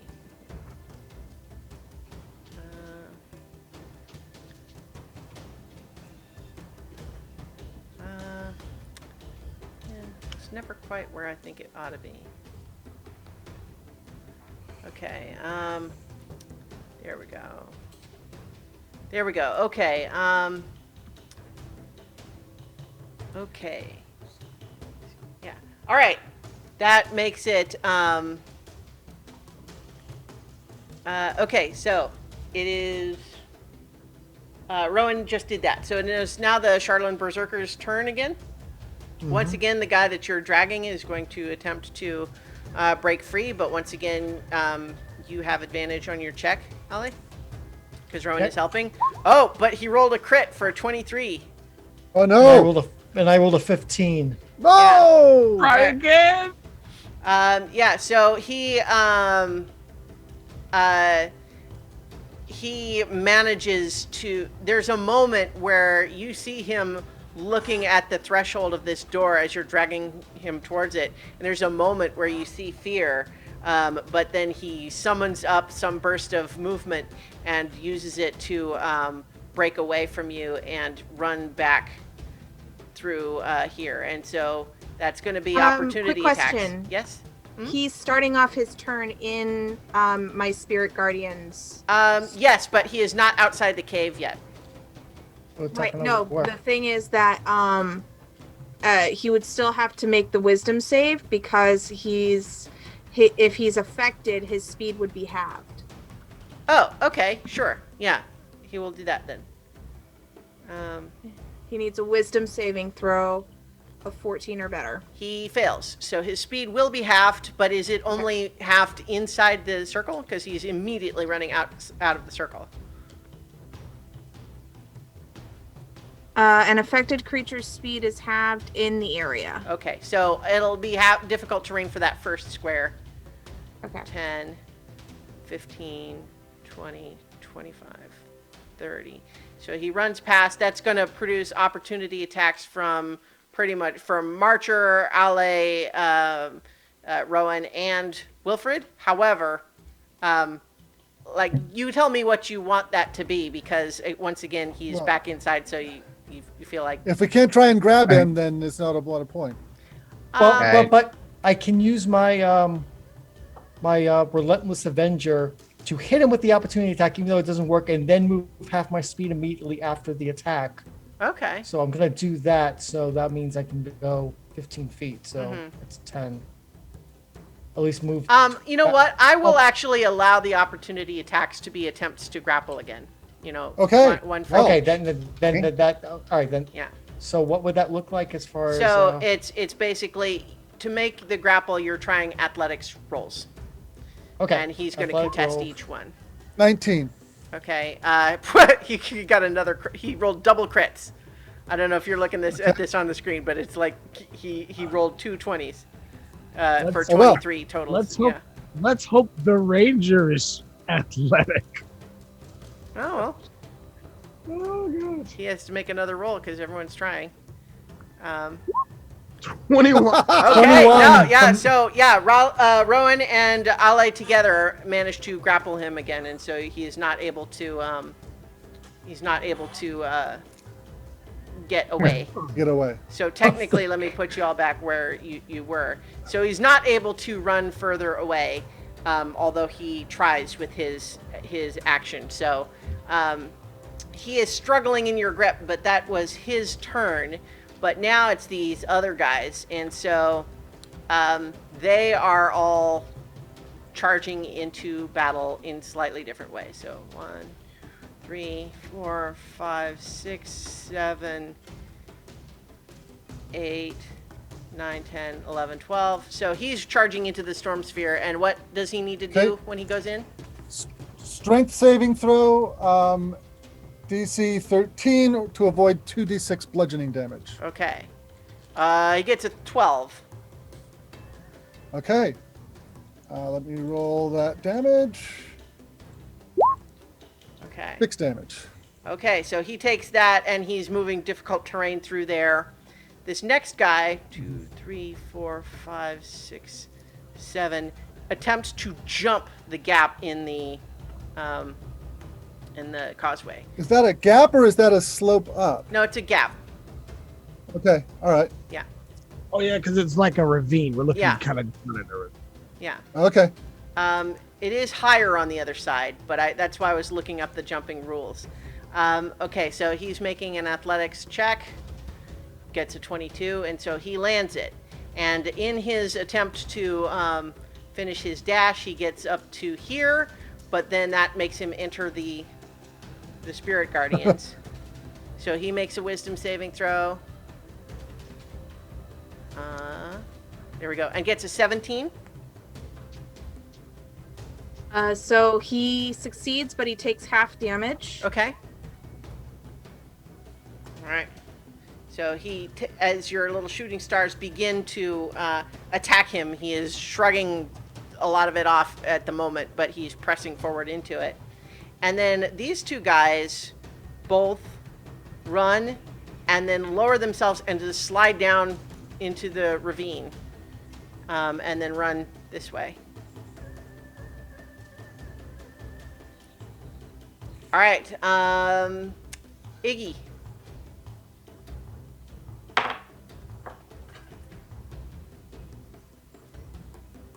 Iggy? Lee? Lee, you're muted. I know. Not tech savvy tonight. That's fine. That's fine. Okay. I don't know any of this is going on. I mean, I'm basically hearing worrisome stuff happening outside, so I'm Yeah. going to try and position myself so I can see the most of all of the cave, okay. just in case something happens that I need to do something about. All right. Okay. Velene is moving to where she can also kind of check and try to understand what's happening. So she dashes and gets to there. Okay, Ale, your turn. Okay, I'm gonna drag this guy to Yeah. here. So you grab him and you drag him out, and as soon as he passes the threshold of the cave, all of these shooting stars just, and he just drops, and he's dead. Okay. Well, that was a. But I don't see it because I'm focused on the one that's in front of me. Yeah. Okay, so if he drops down, then I will let him go and then turn and move to. I still have more movement to here. Mm-hmm. And if I can, I'll just go whack this next berserker. Yeah. In line. Get in line. All right, That is a 24. that'll hit. That is 11 points of damage. Okay. By the way, Ale, you should move your hunter's mark because Oh yes, thank you. I should move my Yes. hunter's mark to him. it did not die until just. It did not die. You're right. It was still technically on. I Yeah. completely forgot about that. Mhm. Yep. So the hunter's mark is now on my new friend. Wait, so how long is Hunter's Mark? 1 hour. Oh, an hour. 1 hour. Okay, yes, it's still Yeah. definitely good then. Okay, great. So you can probably do that Hunter's Mark damage then. Add that to that. Yep. 4 more damage. All right. Do you have Thank another attack? you. Oh yes, I do. I do indeed. Let's see if this works again or not. 17 hits, yeah. 9 damage. Hunter's Mark is another 2, and I'm going to spend a spell slot Ooh. and do some smiting on Great. this one. Or because I should. Yeah. So Okay. another 12 damage. All right. Is there any special rules about the Divine Smite, or is it just the damage? Let me see. Let me just make sure. That's a good question because I don't use this often enough. I know it's just Um, there's some that like do It special. it's just extra radiant damage. It does more damage to undead, but these Okay. aren't undead. They're so- not undead. Nope. So that's all it does. More. Technically, they're damage. fiends. They're fiends. Technically, yeah. Fiends count too. Okay, well that's why I was asking. Undead or fiends. I didn't think they were. I didn't Okay. think they were. So I get an extra 1d8 because they're it's a fiend. Twice, or no? Well, only for the Divine Strike. Right. Divine Smite. Okay. So another 6. Yeah. All right. Means I Yeah. need to So you Divine slash Smite at him. him, and your sword glows with the divine energy, and it burns him, and he screams. This time, not just in this snarl, but like real pain. Ah! Okay. Yeah. All right. Well then, they're fiends. Yeah. They have been changed through their pact with the Frostmaiden. All right, that's Ali's turn. Mara, your turn. I can't do anything very big. But thank you, Lee, for the suggestion. So another, another thing, sacred flame. Okay. And I will say moon prism power, and Which and so divine smite at the one that is in front of me. okay, like the one that's right by Ali there, right? This guy? Yes. Yeah. Okay. All right. Yeah, he gets a 3. Excellent. Ooh, 11. That's pretty good. Yeah. That is the best roll I've had on that spell. Yeah, that guy's pretty hurt. Thank you. Mhm. I learned the secret words. And he does look more concerned about it, given that he is not in the cave. All right. That was Mara Marcher. Your turn. Okay, I shout into the cave, Velene, Iggy, There's 2 more coming in through the side, and I step forward a bit, and use a bonus action to send a lightning bolt at the one who's in the cloud. Okay. That is at advantage. Because he's in it. Right. Okay. All right. I got yeah, a 22. That definitely hits. And that does 4d6 lightning damage Okay. for 13 points. All right. And that was a bonus action. And I will use a second level slot to shoot freezing spears at the one in front of Aule. Okay. The first one has a 14 to hit. That hits. Their AC is 13. For 10 cold damage. Okay. And then the next one, and this, let's see, how many is this? This is at second level. This is 3 spears. So here's the second one. Gets a 20 for 4 damage, Okay. and then a 14 Also hits. for 4 damage. Nice. So he's not down, but he definitely took damage from that, and he, these icy spheres striking through him, and making his movements stiff and ungainly. All right. And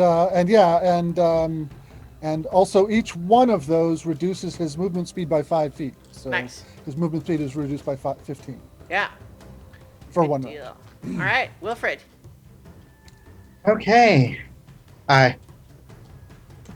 Wilfred is going to.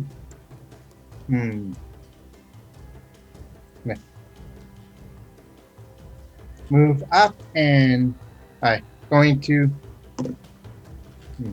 Well, actually, it's gonna. Move up here, drop his crossbow, get out his hand axe, and slice. All right. Because he did not pick up his warhammer yet. All right, go ahead and roll your attacks. 15 damage? 15 to hit? Or 15 to hit. Yeah. Hits. For 5. Okay. This guy's pretty hurt. Another 15 Yeah. for a 6. That is exactly enough to kill him. You bury your axe in his chest, and his eyes roll back in his head, and he collapses dead. Okay. Ale, your hunter's mark. I don't know. You'll have to do that on your turn, I guess. Yes, on my turn. Okay. Wilfred has just killed that guy, and so Rowan, your turn. I'm going to move forward to this edge here. How far is that gentleman? Those guys, I mean, they're 20 feet down, and then 35 feet. That one is well within range. Or actually, I'm sorry, the first one is just on the edge of that. So I'm going to cast Detect Thoughts. Oh, okay. Okay, that's different. Yeah. So the surface level thoughts are gonna get inside so they can't kill us and then kill them. It's not complex. I'll have to wait until next turn. But I mean, did you want to penetrate deeper? I don't think it has to be.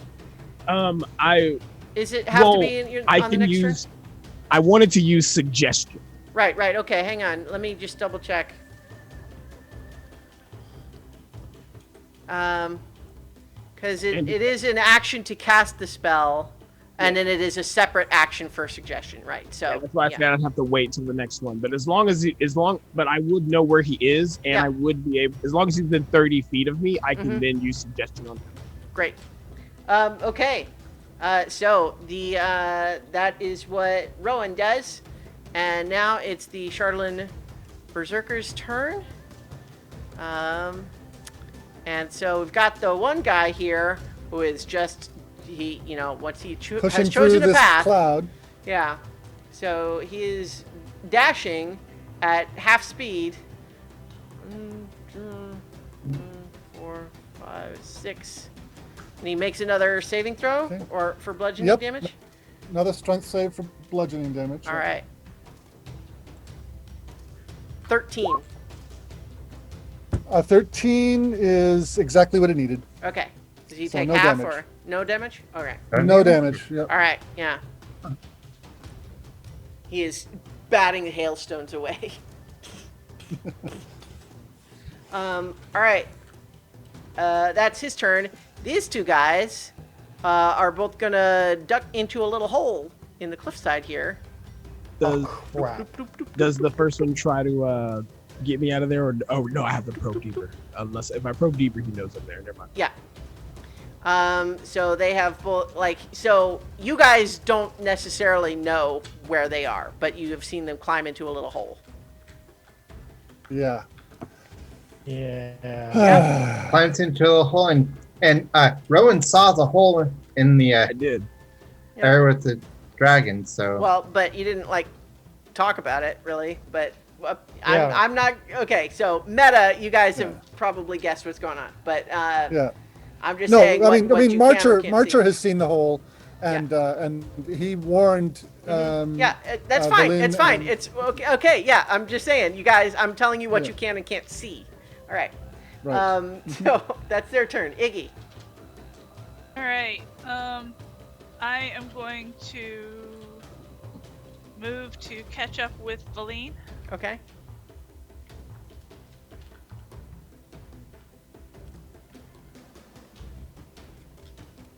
And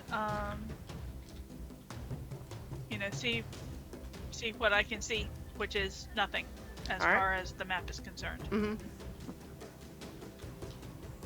Ready in action to cast Eldritch Blast if something tries to come and attack Right. us. Great. Okay. That is Iggy's turn. Valene's turn. She heard you say coming around from the side. So yeah, she's going to 3, 4, 5, 6. And I think actually from there she can see and just says, "Yep, there they are." And what does she do? She has some things that she can do.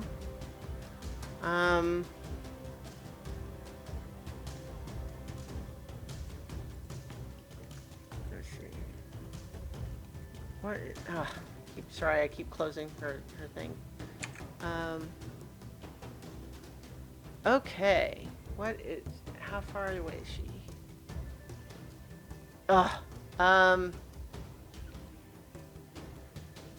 I'm gonna rule that she was 1 square south of that. Boop. She And moved diagonally. yeah, she casts Hold Person on one of those dudes, Okay. and he's gonna make a Wisdom saving throw, I think, and he gets a 3. So she says, "I have one paralyzed for the moment." So this first guy is temporarily paralyzed. All right. That's Valene's turn. Ale. Okay. I don't know how much of that I can actually hear. All I can see is there's a berserker here. It's in a storm. So I'm going to move 5, 10, 15 feet, and I'm going to throw a javelin at it. All you're right. gonna transfer your. Yes, and transfer my hunter's mark. Thank you. Transfer my hunter's mark to it. But although the hunter's mark won't work with the javelin, but that's fine. I will throw a javelin at it. Okay. See how that goes. Hunter's Mark doesn't work. Is with it the a javelin? melee weapon attack or just a weapon attack? It's a melee weapon attack that hunter's mark. That's I a don't good think question. that's true because No, it's used it's for a arrows weapon all the attack. time. Oh, Yeah, with the weapon. you're right. Oh, okay then. Okay, then I will and maybe it'll work. We'll find out. I got to hit first. Yeah, it's just a weapon attack. So 24 with the javelin. Hits, yeah. So it's 9 with the javelin. And Nice. 5 for the hunter's mark. So that All right. uses up one of my 4 javelins. And I will do it again with the second of my 4 javelins. Same idea. You can always go get it back. That's A only a 12, 12. unfortunately. It's a little bit too hard to see him and it sails past him. Yeah, I'm not used to Caught by throwing the javelins wind. yet. Mm-hmm. Yeah. So that is my turn. Archer says, "When there's wind like that, aim a little to the left." I will not take that in a bad way because Ollie's not the best missile weapon person who's ever been invented. So Remember, Ale, center man. Oh. Mhm. All right, Mara. So I will look at this this one berserker in the middle of the storm, Cloud. and I will point at him and say, "Moon Prism Power!" And he will also have to dodge the sacred flame. All right. He gets a 16. Well, boo. He Yeah. does not get anything. Lo siento. All right. No, is you he in moving or the anything? storm? Mara? Yes. Oh, that's right. Never mind. It's not a Yes. attack. It's just a Are you moving or anything, Mara?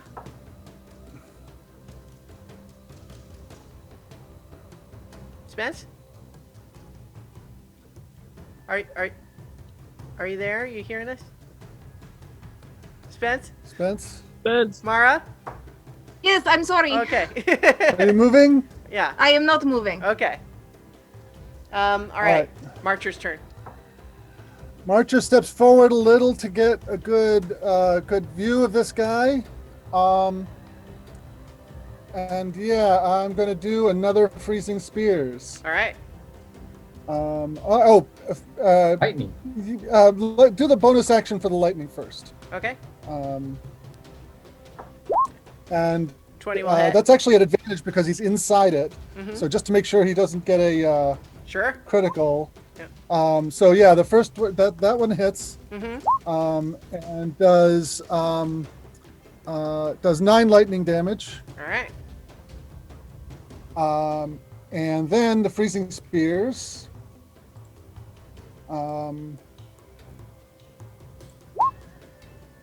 10, which probably misses. Yeah. A 14. Does the 14 hit? 14 hits. Okay. 8 cold damage, and reduces his speed by 5 feet. Mm-hmm. And then a 16, which Yep. does 7 cold damage, and so his speed is down by 10 feet. Yep. All right. Okay. And then I'm going to take the rest of my move to move back into the cave to support, to help deal with the folks who are coming. Mm-hmm. All right. And that's my turn. That makes it Wilfred's turn. Okay. Right.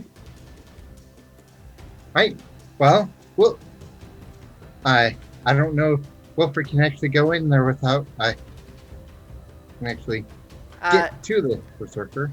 Yeah, I mean, I think if you enter the storm, you're subject to it as well. Yep. If you end your turn, if you end your turn in it, you risk taking damage. I'm gonna move up here and ready an attack for when the Berserker gets within range. All right. Great. Rowan. You're Okay. So question for you: Mm-hmm. Is that Berserker still within range of me sensing his thoughts? Yes, although here's a question. Pick. Were you aiming at the one that was further, like closer to the hole, or the one that was a little bit further from the hole? The one closest to the hole, because he was the only one within 30 feet. Okay.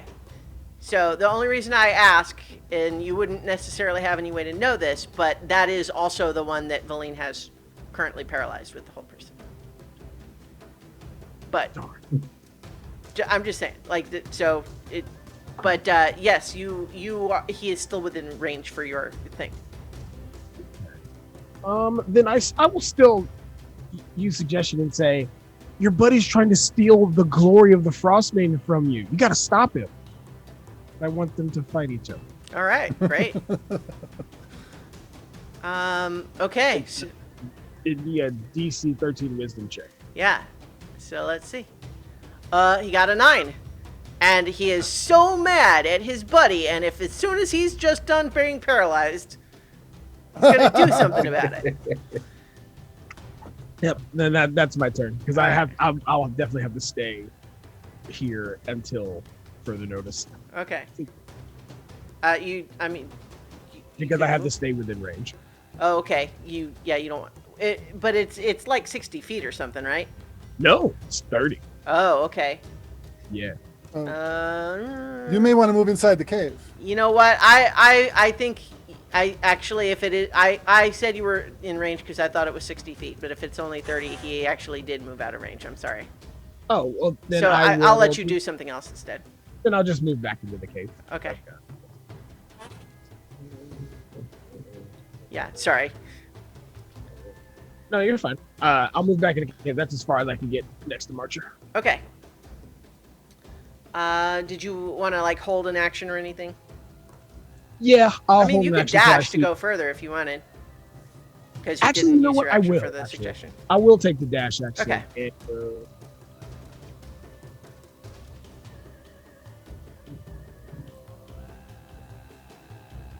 can't get there just yet, but that'll be fun. Okay. All right, it is the Berserker's turn. We've got this guy who is, soldiering forward. So with his reduced movement speed, he can only go 20 feet total, even with his dash.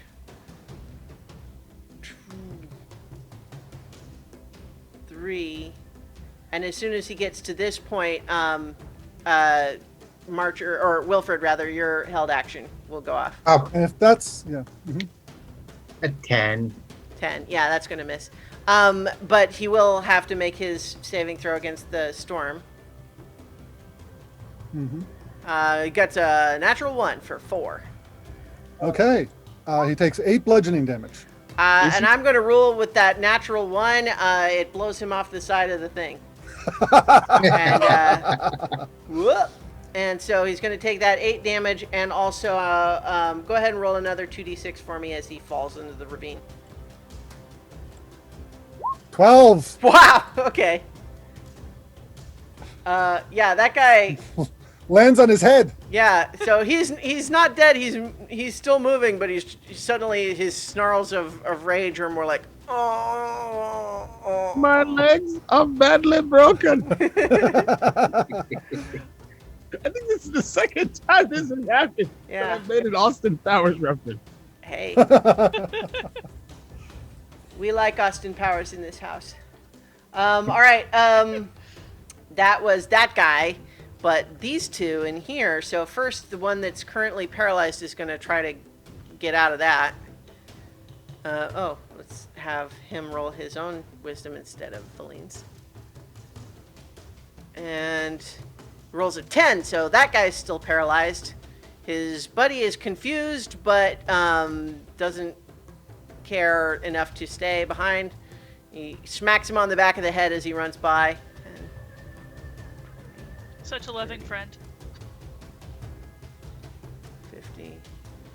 And he's actually charging right at Velene, and he dashes and can't quite get there. Actually, you know what? I take it back. He doesn't dash all the way there. He gets to here and then throws his Chardelin javelin at her. Ooh.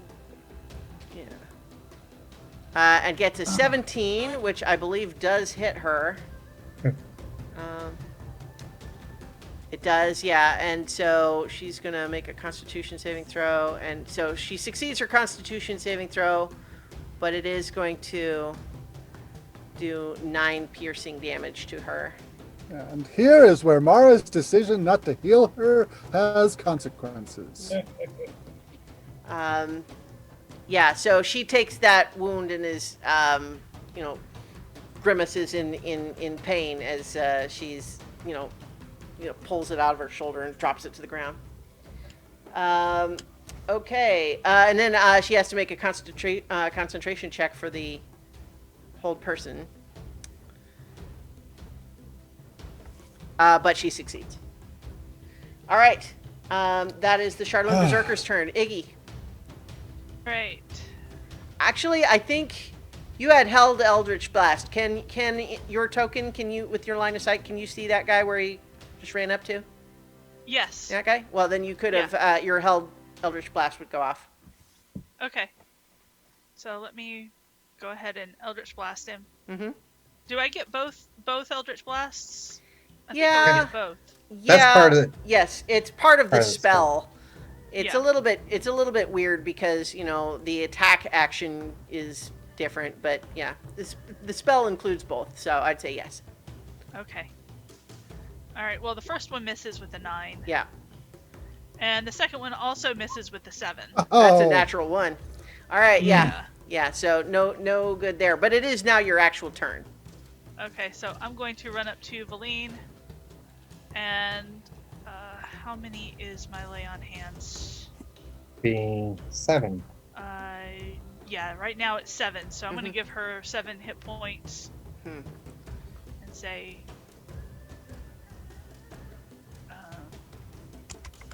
well, no, I'm not really gonna say anything. I'm gonna give Okay. her those 7 hit points, and then She nods at you, making eye contact. yeah, and then I'm going to move just a little bit forward of her Okay. to give her just a little bit of cover. Yeah. Great. Okay. That makes it her turn. She is maintaining concentration on hold person.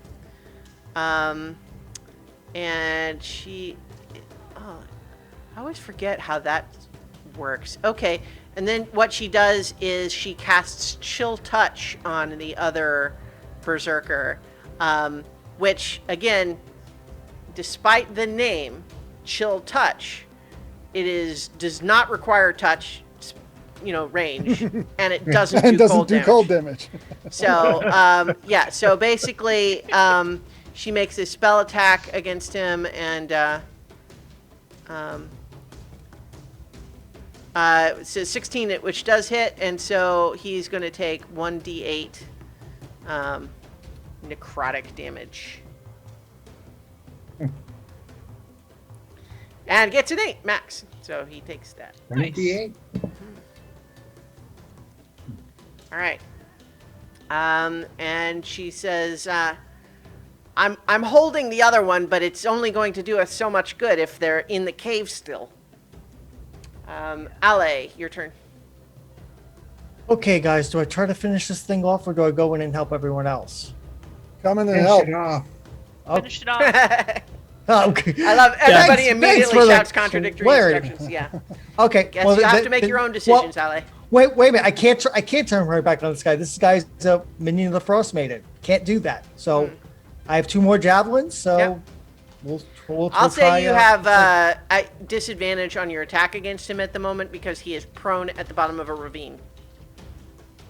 Well, boo. I'll give it a shot anyway. Double nat 20s. Wouldn't that be nice? That would be nice. Hold on. A 19 still hits. A 19. I managed. It was close. Yeah. Hey, Yeah, you kill That's- him with that one. All right. Great. Then I will move 10, 15, 20, 25, 30. And that is I can't see any of the Yeah, I don't other think ones, you. Yeah, so you can't see him yet. So I'm gonna lose the hunter's mark because I can't see anybody to transfer it to. Okay. We did some good work there. oh yeah, It- you got it- a lot it- of damage out of that. Mm-hmm. Yeah, that was definitely got a bang for the buck. Yep. All right, Mara, you're up. So I can barely see Velene from where I'm at. Okay. How does she look? She's not on the verge of death. She's pretty tough, you think, generally, but she's certainly still hurt.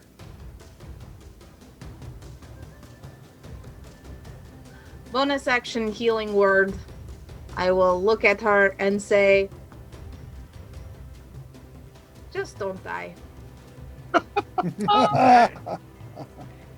And so that is 4? Or is 4. That was only a D4. wait, probably it's 4 plus my spellcasting modifier. So My spellcasting modifier is would be 3, so she gets 7. All right. I think she hears you say that and feels a little better and looks over at you and just says, "And I thought you didn't like me." Don't read too much into this. All right. Are you moving, Mara?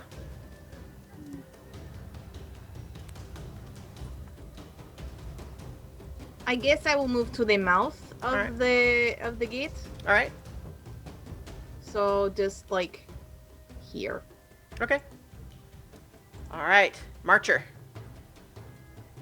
I'm Reminder Going that this little to- slope is only 5 feet, so you could probably scramble up it with difficult terrain instead of going all the way yeah.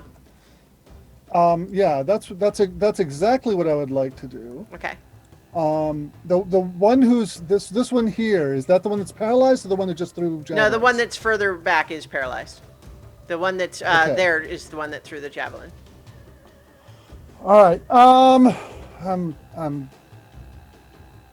all right. Another freezing spears. All right. That's my last second level slot, but I got a lot of other slots. Okay. Which one? The closer one? So the closer one, yeah. Yeah, okay. An And 8. 8's not going to do it. 17 will. 17.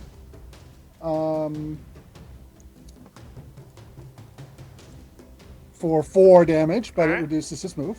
Mm-hmm. And no, 8. Yeah. So 1 hit. Unfortunately, no. Yeah. Well, yep, but you got the one. Yeah, and All right. I'm gonna drop the storm sphere. Okay. The storm, Wilfred, as you're out there, you see the storm kind of dissipate. Nice. And you know what? I am going to, as a bonus action, cast a quickened ray of frost. Okay. 16 16. hits, yep. For another 7 damage, and his speed is reduced again by 10 feet. So it's a total of 15 feet that his speed is reduced. Okay. Fortunately for him, he only needs 15 feet to get to you. Oh, well, Yep. Wilfred, I've your got a turn. lot of defenses. Wilfred, it's your turn. Okay. Well, It does mean that he Battles can't get again. to Velene or Iggy. Yeah, no, Yes, you're right. It definitely does.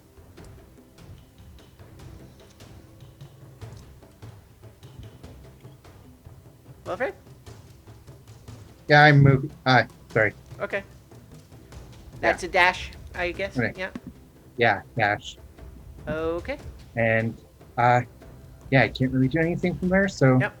You're dashing back into the cave, doing your best to get over to around to where the other berserkers are. yeah. Great. All right, Rowan. I'm sorry I told Marcher that he could just skip going all the way around and climb up. I could have told you that on your turn. but- No, you're fine. Let's see here. I mean, I'm also 2 foot taller than you, so I just kind of stuck an elbow onto it and Mhm. clambered up. So that gets me right there, Mhm. and I will again use detect thoughts. Okay. On the closer one, Yes. his surface thoughts is, I'm gonna kill that big blue guy. Marcher, he doesn't like you. I got that impression. And that'll be my turn. All right. Okay, so that makes it his turn, and he is going to charge up, moving a little slower, struggling past stiff joints, but he gets up to where he's going to attack Marcher with his Charlatan Flail, recklessly, so with advantage. Okay. 12 for the first one. Misses. 17. Shield spell misses. Okay. And then 22. That will get through. Okay. That's going to do 7 bludgeoning damage, and I need a Constitution saving throw. Okay. Ooh, natural 1. Okay. Oh no. You are currently poisoned. Could be worse, but it's not great. Okay. That's the last of my temporary hit points. Yeah. So yeah, you and poisoned means currently for until the end of your next turn, you have disadvantage on attack rolls and saving throws. And actually, attack rolls and ability checks, not saving throws. Oddly enough. Okay. All right, so that is that first guy, and this other guy is going to try to break free of his paralysis. Hey, Christian, does shield stack? Stack with what? Would it have? Would Oops, that I have rolled stacked twice. with my guardian shield because of my mark of the sentinel being able to protect him? Because it works basically same as a regular Yeah. shield spell. Remind me how yours works. Let's see. I take it back. It wouldn't stack because it's it would just be another. It would just be a +5. not right. the- Yeah. The rule is anything that you do to calculate AC, you can only do like one thing that increases it. Okay, I was just making sure because I was like, I don't know if that would work or not because he's the first person that's been within 5 feet of me that I could use him on. Yeah, because Yeah. You know what? Actually, No, I'm still gonna say no. Yeah, I'll think more about that and maybe change my mind for the future, but not this time. Yeah, because it's still just the shield spell, but it allows me to use it to protect something. So I think that it basically wouldn't do anything more than his was doing already. Okay, so that was that first guy. The second guy tries to break free of this paralysis and fails. Okay, Iggy. All right. Okay. I'm going to move here. All right.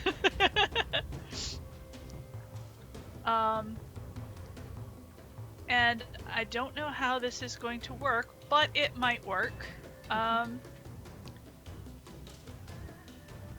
My Eldritch Blast has a new feature. It can repel up to 10 feet if it actually hits. I haven't actually used this feature on it yet. Okay. Oh, I figure what we can do is just push them back down the hole. Sure. Yeah.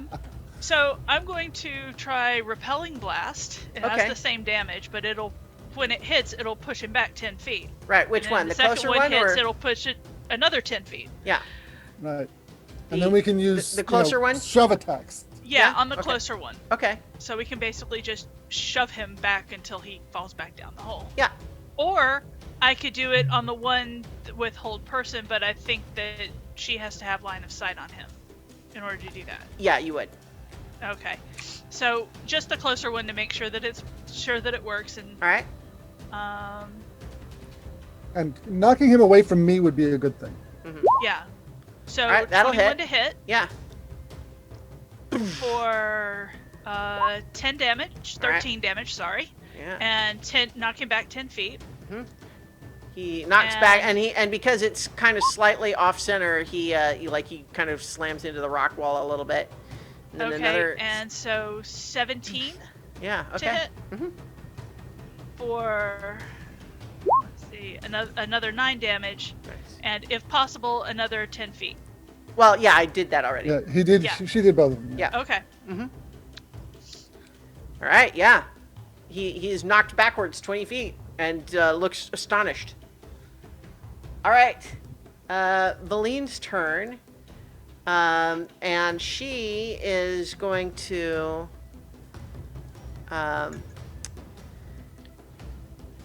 she's going to say, "Oh well, might as well bring out the big guns."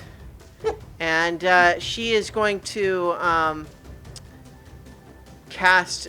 She sees you guys already working on that one, but then there's the other one that hasn't been hurt yet, and so she. Let's see. She has to be within 30 feet. Hang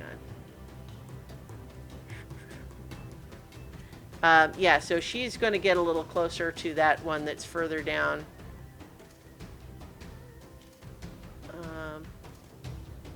And cast Blight on that one. Ah. Thanks. And so he has to make a Constitution saving throw, which he's actually relatively good at, and does succeed. So he's only taking half damage, but he still takes 15 necrotic damage. And she's like, "Well, that's a little disappointing. I hope for better." But you see the guy who's already paralyzed just suddenly going, and his cheeks get a little sunken. All right, that's her turn. Ali. Okay, let's get into this. Okay, so Marcher's tall enough to go over that thing. Am I tall enough, or Yeah, do I have to go yeah. around? Consider that square difficult terrain, but you can clamber up it. 5, 10, 15, 20, 30 feet. Now, from where I'm standing, can I touch Velene? Yeah. You'd Okay, reach so over I'm and, going like, to grab lay her on foot. hands on her. I'm going to lay on hands on her for 20 points of damage. 20 hit points. Okay, that brings her back up to full. Okay. And that's my turn. She looks down at you and just says, "Aren't you sweet? Thank you." All right, Mara. So I will move a little bit here, so I can kind of see what's going on. Mm-hmm. I Yeah. can't see the enemy, but I see everyone else. Yeah, you see everyone like looking to the south. Figure they're over there. If you've got a bless, we could use it for those saving throws when they hit us. That is something that I can look and see if that is a spell I have, but I don't believe it is.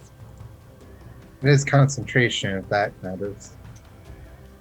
I do not have a bless. Okay. But if I move closer, because I still have some movement.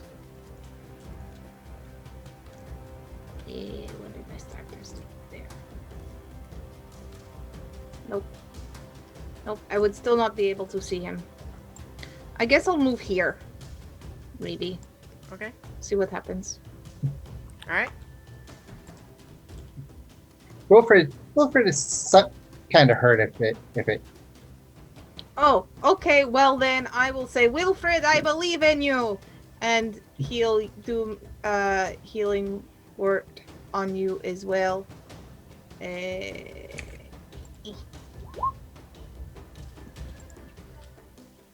For 7 points. That's a help. Definitely. Very nice. Okay, Marcher. Archer's poisoned, so he's gonna step back just a little bit. It's a little crunchy in there, and going to cast False Life at 3rd level. All right. 18 temporary hit points. Do you want me to cure that poison out of you, Marcher? I think it goes away at Well, the yeah, end. Of like my at turn. the end of his turn, it'll already be Okay. done. Yes, Yeah. I could do that next. Yeah. Well, no, I mean Otherwise. it's like Yeah. it's now gone as he finishes Yeah. his turn. So Yeah. yeah. Yeah. So I'm fine. Go push that guy down the hole. All right, that's your turn, Wilfred. Okay. Wilfred is going to. Use a shove. What? Oh, Use a shove. shove off. Yeah. I'm going to run up and do a shove attack. Okay. Just let me double checking exactly. I do Um, athletics. versus athletics So or you can acrobatics? either knock it prone or push it away, and it pushes him just 5 feet, but it only replaces one of your attacks. So you could push him 5 feet and then move forward and try it again with another attack. So he does his contested roll. What was your roll? 26. A natural He'll- 20. Nice. So with a natural 20, I'm actually going to say not only do you push him back, but well, I guess I was going to say he falls prone, but I'm not sure that's better. You don't want him to fall prone. You want him Yeah, to so keep I'll on his say feet so that you can push I'll him. say he staggers back because you push him extra hard and you push him 10 feet that time. Okay. So I don't believe, think you have enough to- movement to get all the way up to him again, though. 10, 20. I think Because it's actually he difficult. does. No, What kind of difficult 20? terrain going up the ledge. Right. So that he So- started here. And so That's 5, 10, 15. 15. No, because 20. there's a corner, so you can't take the diagonal. Oh, okay. 5, 10, All right. 15, 20. Oh, 20. I thought it was like, I You have one more square 10, of movement, 15. but not 2. So Okay. you can't do the Oh. diagonal when there's the corner there. See what I mean? ISI. Okay. Here. I'll move up. Yeah. Because normally you can do the diagonal but you're there's not like something guess I blocking the thought- space. You would have to go around that corner of the wall. Is my point. I thought going, basically an L shape was 20 feet, but No, well, so no, because it was okay. Let me demonstrate. Started here. To move here is Yeah. 10 feet, right? Because difficult terrain. yeah. 15, 20, 25, 30. Oh, okay. See? I Yep. just miscounted. That's all right. Yep. That's all right. It's fine. So that's your turn. You shoved him back. Yep. You technically have another attack, but you're not in melee range. All right. Rowan. I'm going to step in front of Lane, and I will suggest to this gentleman, your friend is allowing you to be embarrassed in front of the Frostmaiden. You got to stop that guy. How could you let that happen? All right. So he gets to make a saving throw. Yeah, 13 wisdom. All right. Very low. Gets a 2. Yeah. Yeah, as you say that, his eyes suddenly kind of go glassy, and then he turns over his shoulder at his paralyzed friend. All right. That is Rowan's turn, and it is the Berserker's turn now. So the first guy is going to try to break free of his paralysis, and still no. So he's still paralyzed as his buddy is going to turn his Charlatan flail on his paralyzed friend. So attack. No need for being reckless. He attacks with advantage. 17 is going to hit. A 17 is going to hit, and a 14 is going to hit. So we'll do 3. They are not subject. They are technically already affected by this. The Charlatan. Yeah, so that's going to be a total of 20 bludgeoning damage as he just beats the crap out of... Actually, hang on. So paralysis, I want to say that It's it might... automatic criticals. Yeah, I was just going to say. All right. Yeah, so technically, yes, it is automatic criticals with melee, and so technically each of those is a D8, and it's not rolling as critical, so it's going to be another 24 on top of that, because it's another full D8 each Right. of those. So Right, because of our enhanced criticals. yeah, so that's 44 damage that he just Wow. bludgeons the crap out of his buddy.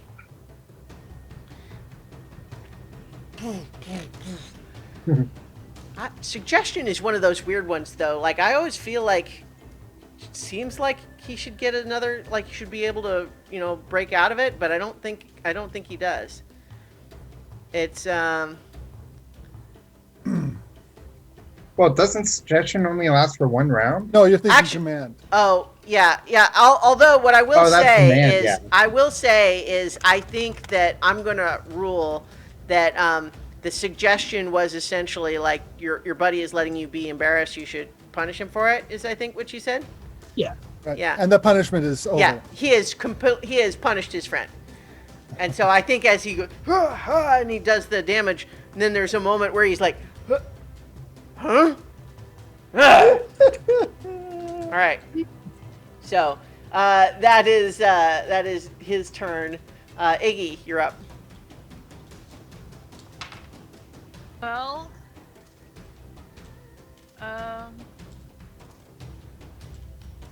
Keep knocking him back.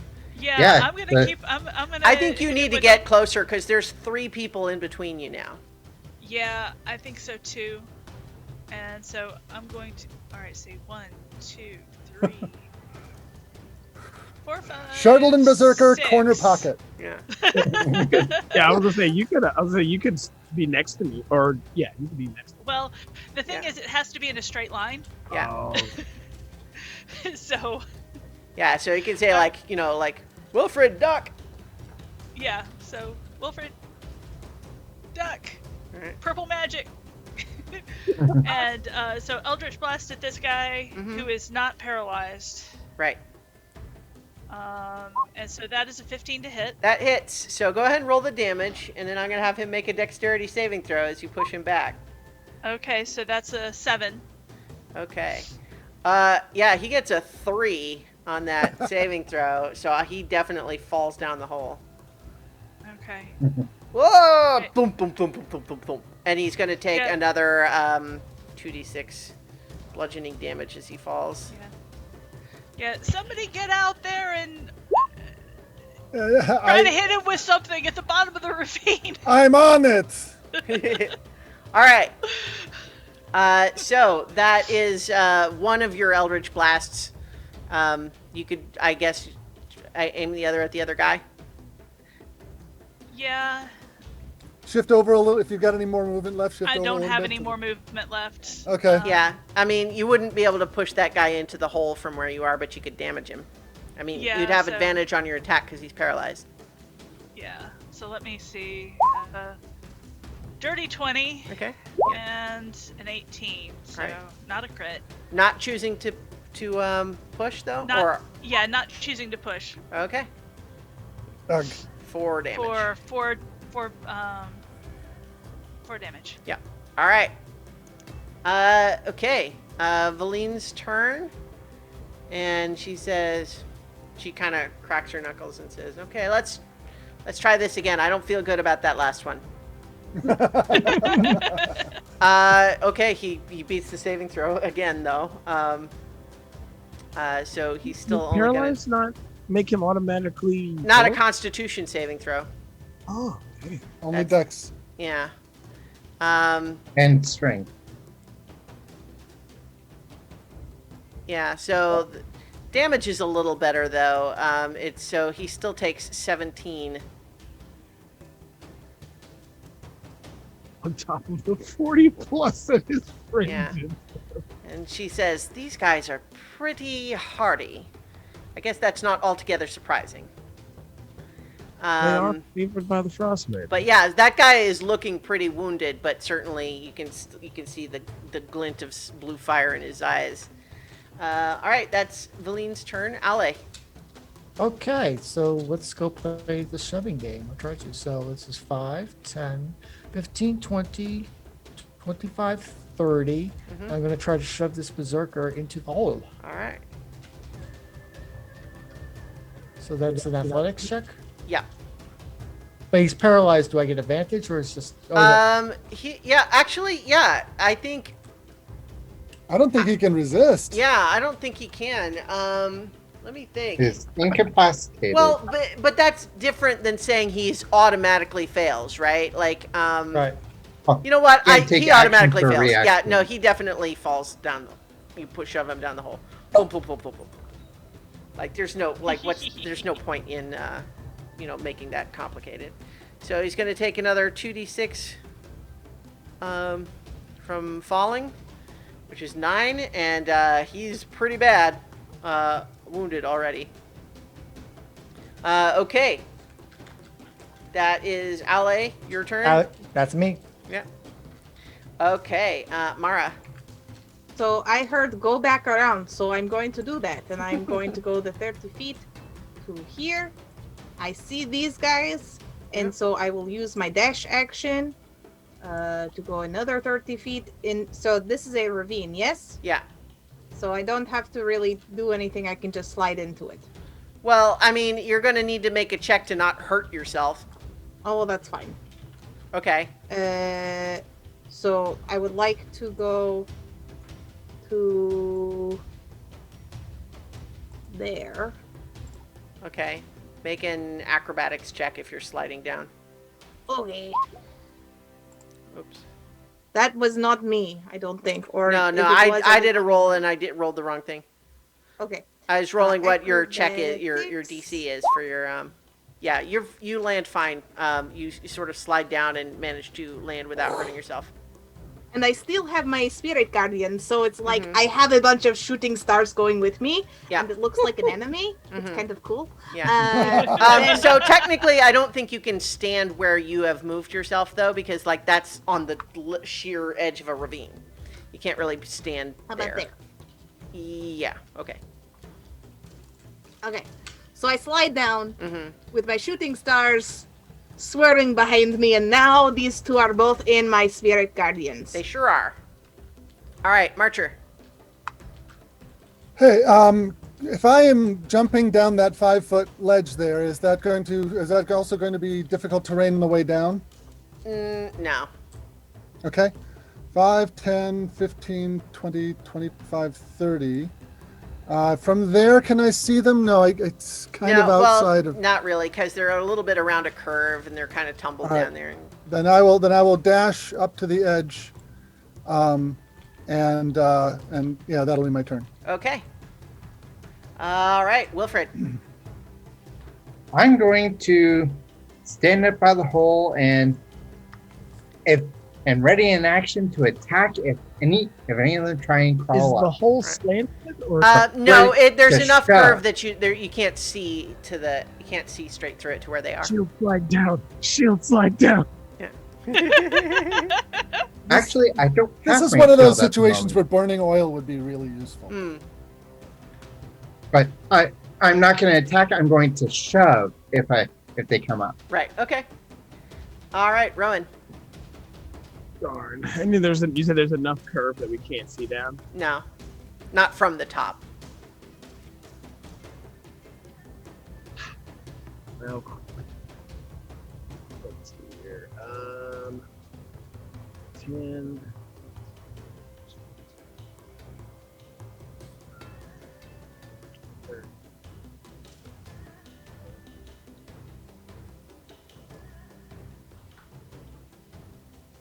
I will take the dash action and get here to the edge of this cliff.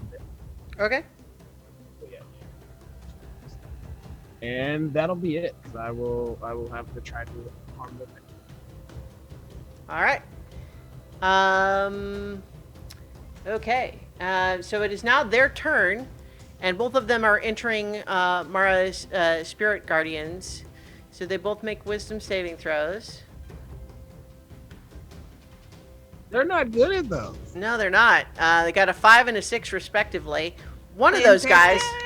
Do you want me to roll twice, or do you want me to only roll once and they Well, both get? roll once because one guy, the guy who was paralyzed and got the crap beat out of him by his friend and then blighted, only had 1 hit point, and so he definitely dies. So roll damage for the other one. Okay, so that is 19. Very nice. Yeah. So he falls down the hole. He's blighted. His buddy that he just attacked lands on top of him, and now he's being attacked by shooting stars. He's not having a good day. Okay, but he's still standing. Well, he is prone, but he is still awake and breathing. doing stuff. All right, Yeah. so yes, he has taken 19 radiant damage, Mm-hmm.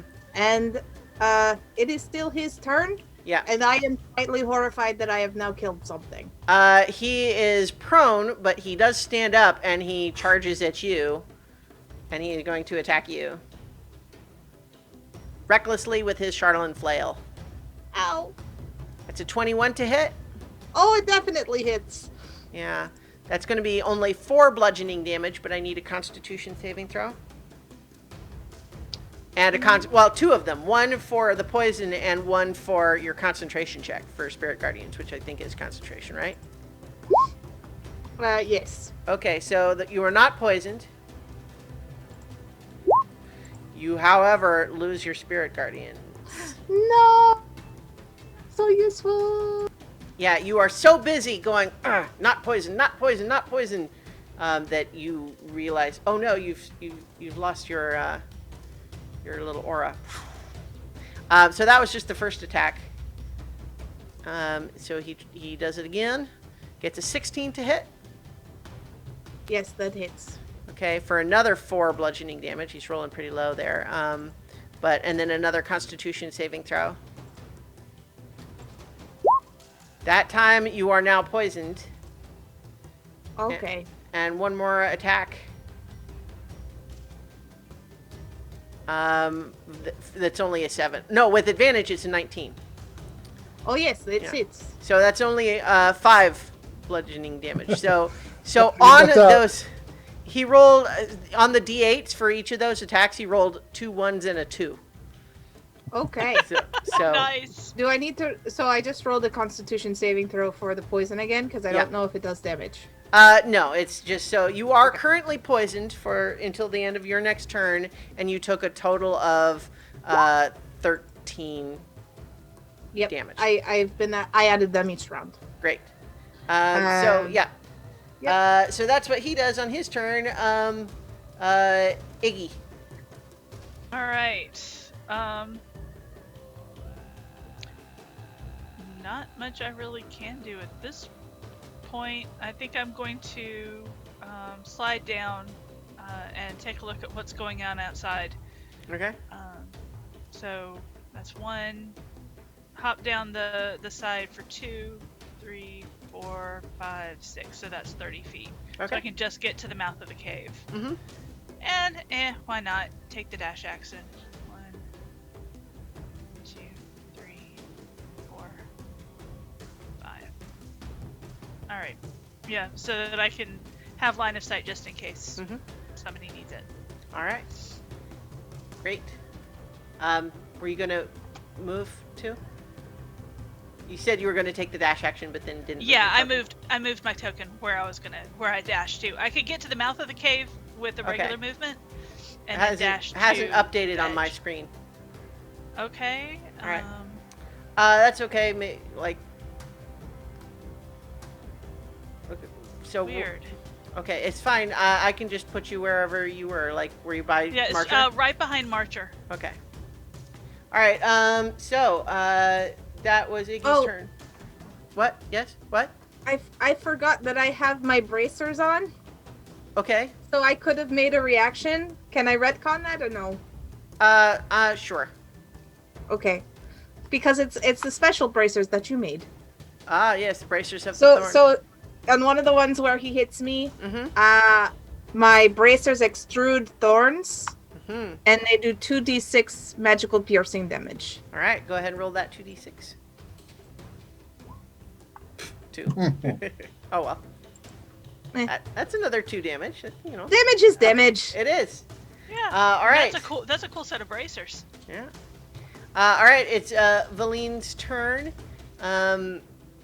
Yeah, she is. I guess she'll sees everyone else running around, but she's just gonna kind of mosey. After I healed her and everything. Yeah. Well, she has her wand out in case any of them show back up again. She can zap them. But all right, Ale, your turn. Well, if you had Ala's going to jump down the hole in your pool, then you have guessed correctly and you win the prize because All right. Ala's going to go jump down the hole. All right. How about an acrobatics check for that jumping? Okay. Not his strong suit, but you know. Should have shield for Okay. the hole. Yeah. No, you rolled 18. An 18. Yeah. So you Yeah. managed to sort of slide your way down, but keep your feet just fine. So here is one of those berserkers hurting my friend. Mm-hmm. That can't be allowed to stand, so I'm going to I don't whack blame him. you. Yeah, do it with advantage because he attacked recklessly. Oh, well, that's good because that 8 was not.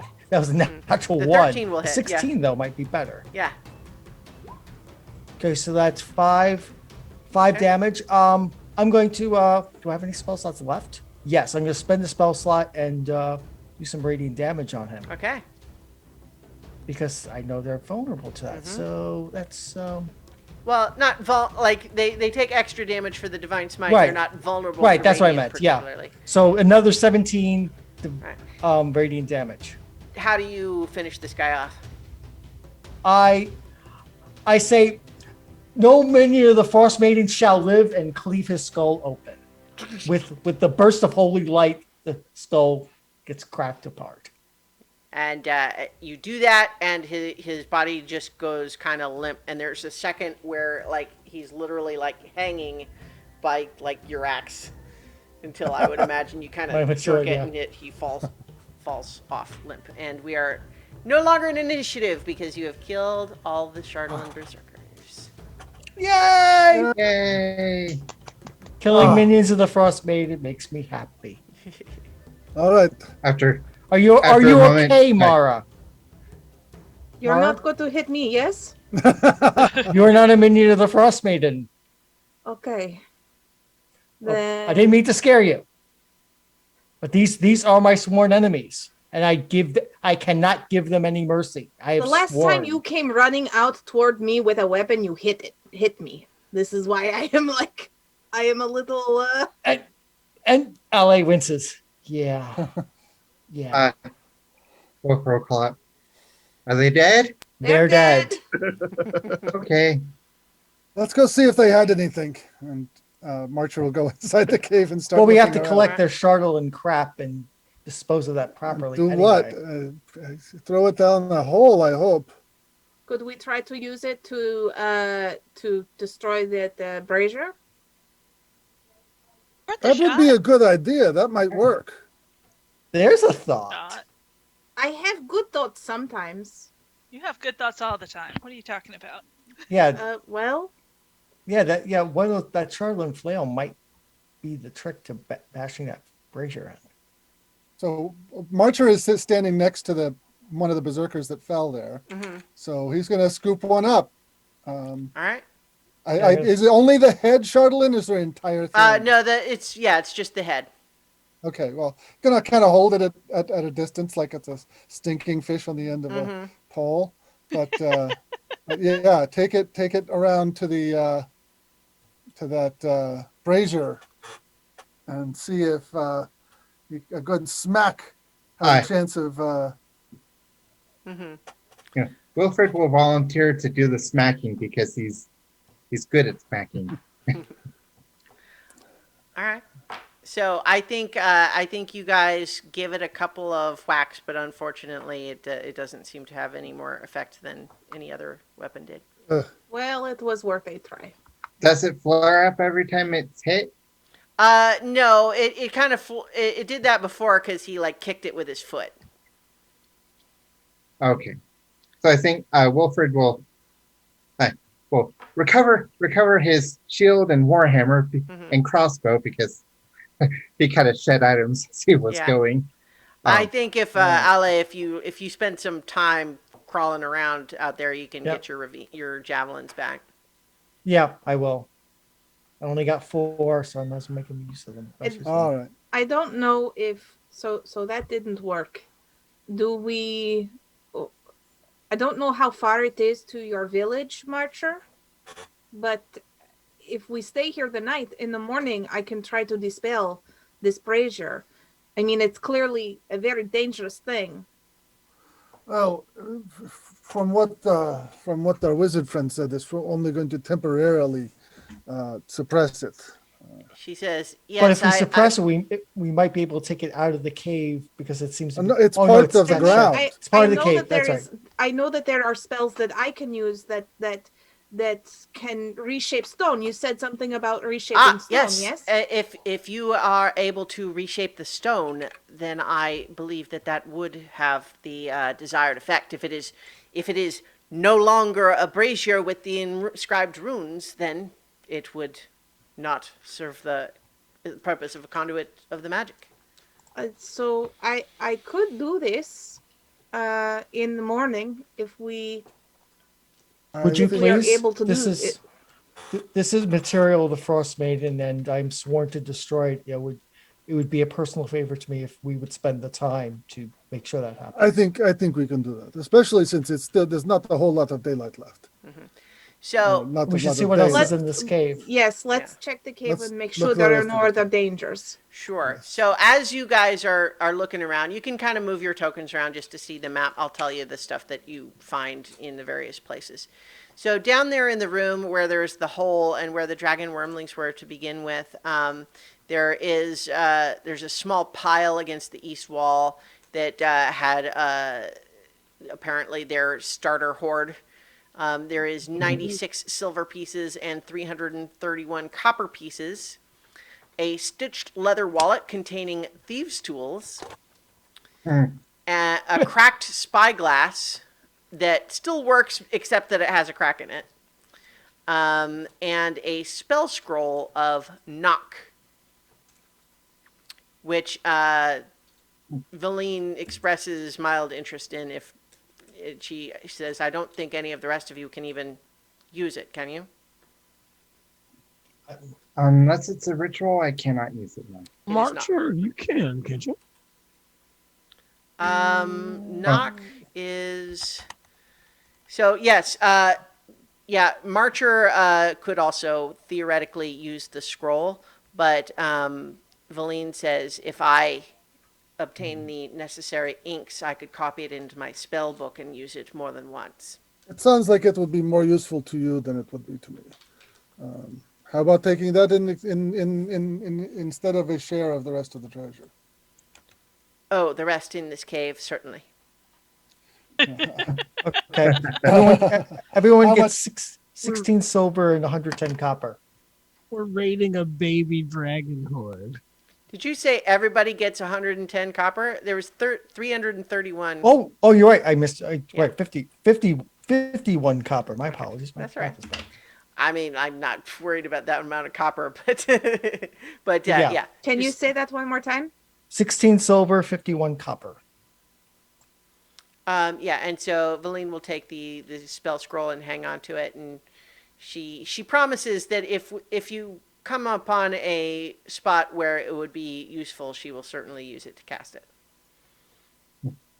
And then also elsewhere in the room, in the cave, like obviously you still have this brazier that's burning until you take the time with it. This room that's kind of to the northeast with the blood and bones seems to be where they butcher meat and such. The ice in this cave is stained pink and red with the blood of numerous kills. In the center of the room, beside a stone tray of butcher's tools, is the flayed husk of an owlbear's skeleton that has been skinned, gutted, and stripped of meat. Oh. Along one wall, metal hooks pierce the ice. There is no longer a large man in blood-drenched hide armor. But yeah. So that was the guy who came running earlier. North of that, there is meat storage. Shallow trenches carved into the stone floor are filled with snowpack.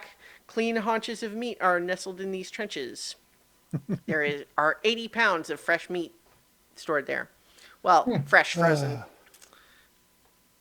And Marcher sighs again. Yeah. Yeah. And then the room to the northwest seems to be living quarters. This 10-foot high frost-rimed chamber lies beyond a 10-foot deep fissure with a plank covering it. And there's 4 sleeping pallets there. And there's a wooden pail used as a chamber pot, but it's currently empty. And it helpfully says that in the room description. So I would like to not sleep in this cave, but like on the outside of the gate. I feel like being in the Yes. same vicinity as the brazier is. I Nice. agree. I agree. Sounds like a good idea. That sounds like a marvelous idea. And I mean, we can always make the tiny huts and block the entrance so nothing else can get in. So I think Velene says, I'm not a believer in superstition, but I am a believer in paranoia. So I agree.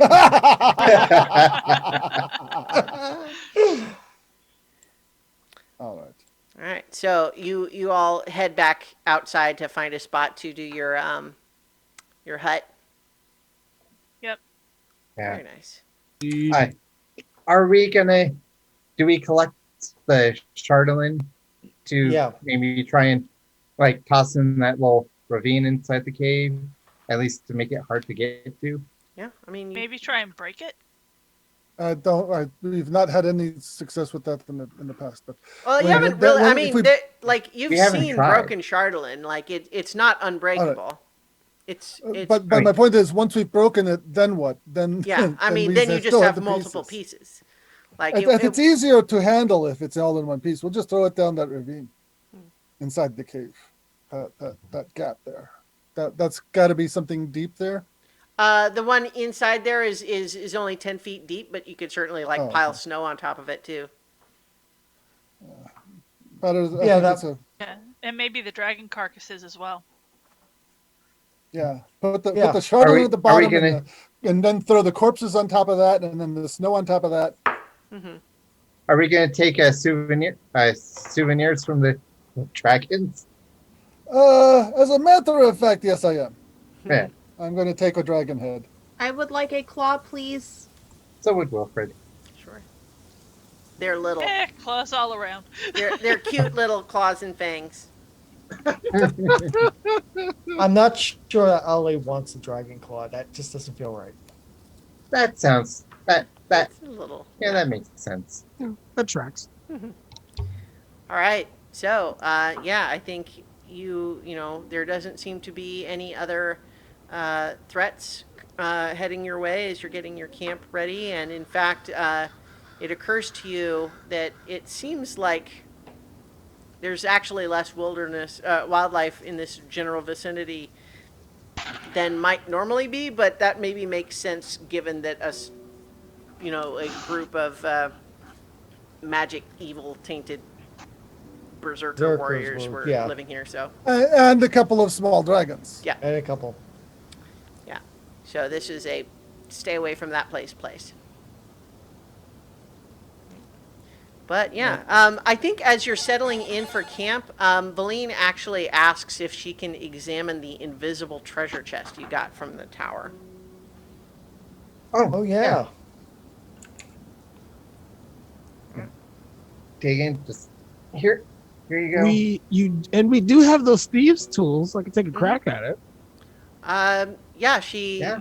I mean, she actually offers, like, if you want to make a try. So you won't have proficiency unless you have proficiency for some reason, but it would be just, I think, a dexterity check.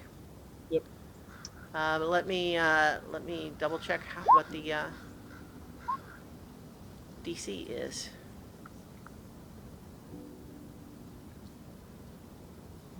Pull back the other I mean, page. Okay. I feel like someone else would have a better chance of it than. And technically, it's disadvantage Mhm. because you can't see the lock. So, what's your disadvantage dexterity check? Well, natural one. Yeah, I think you immediately break one of the brand new thieves' tools. And like, at least you recover the piece of that you broke. You didn't break it off in the lock. And she says, "Well, it was worth a try." So she's fiddling with it though, and just feeling all around and trying to get a better like sense of like what's this thing's deal. And then at a certain point, she says, "Ah!" And she holds up her hand like she's holding something, but it's you don't see anything. Invisible key. It was Oh, affixed to the bottom. okay.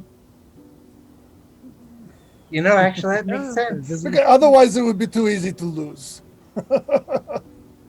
Yeah. So she uses that and unlocks the invisible treasure chest with the invisible key, and inside is what appears to be an ancient leather-bound spell book that bears a rune on its spine, identical to the one on the Shield Guardian's control amulet.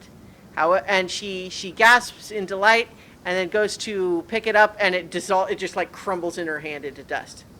It's like, Oh, No. well, that's disappointing.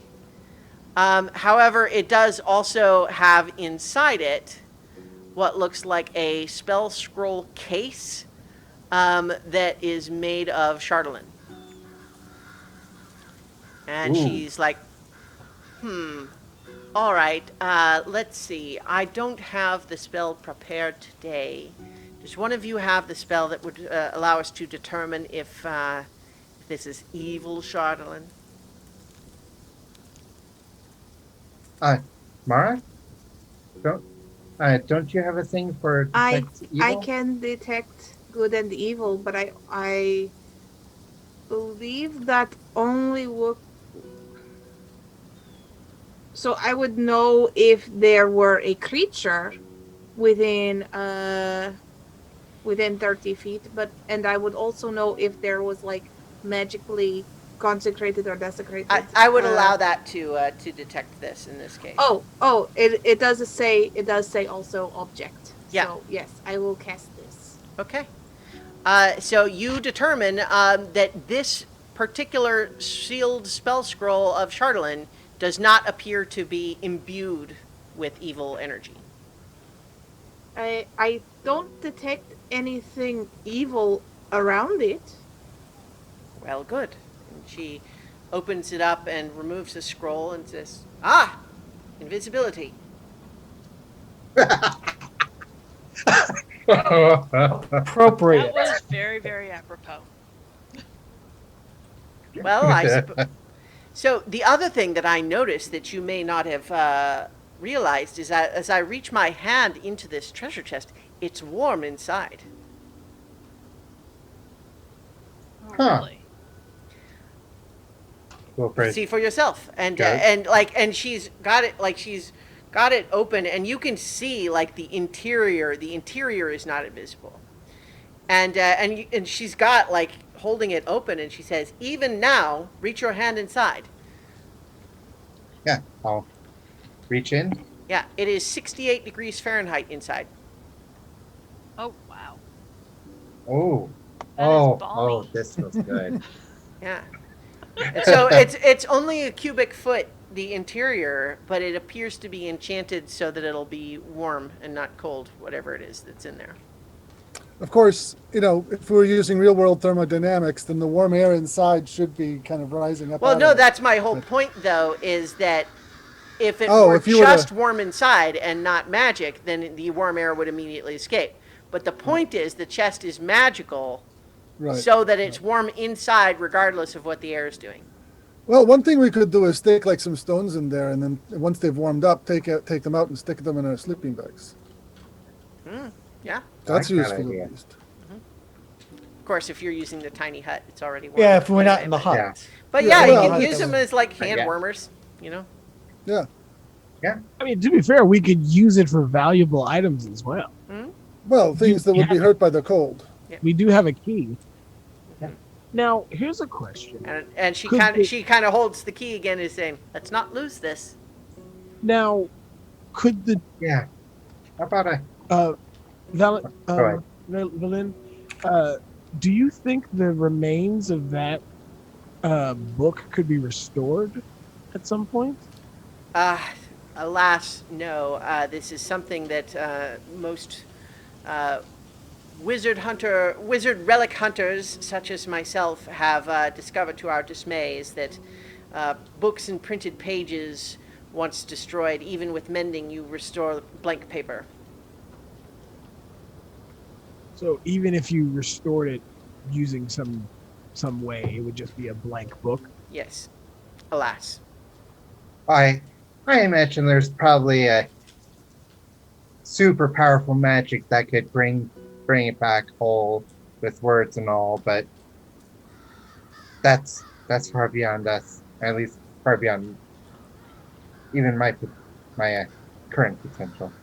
Yes, in my experience, that is not something that is easily done by any means, and I do not have the capability myself. Got it. My own experience has shown me that some have spells such as mending that can repair certain sorts of things like torn or burned books, but again, it restores blank paper. It restores it to its original state in some ways. No, I'm sure if you had a book with ripped out in the original pages and mending, you could probably just reattach the pages without an issue. If you had all the pieces, perhaps. But destroyed like this, I don't think that there's any recovering it. I'm a little surprised that it was not better protected in a chest that seems designed for that, but I don't know. Sometimes these things are mysterious. If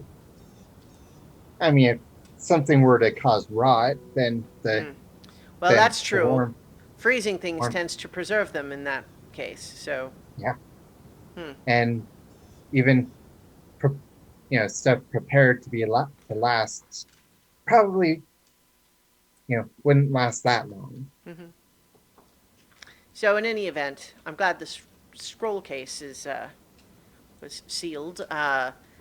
Invisibility is a scroll that I think she shows it around and asks like anyone else that would be able to see it, and I think Marcher and Iggy could both theoretically cast it.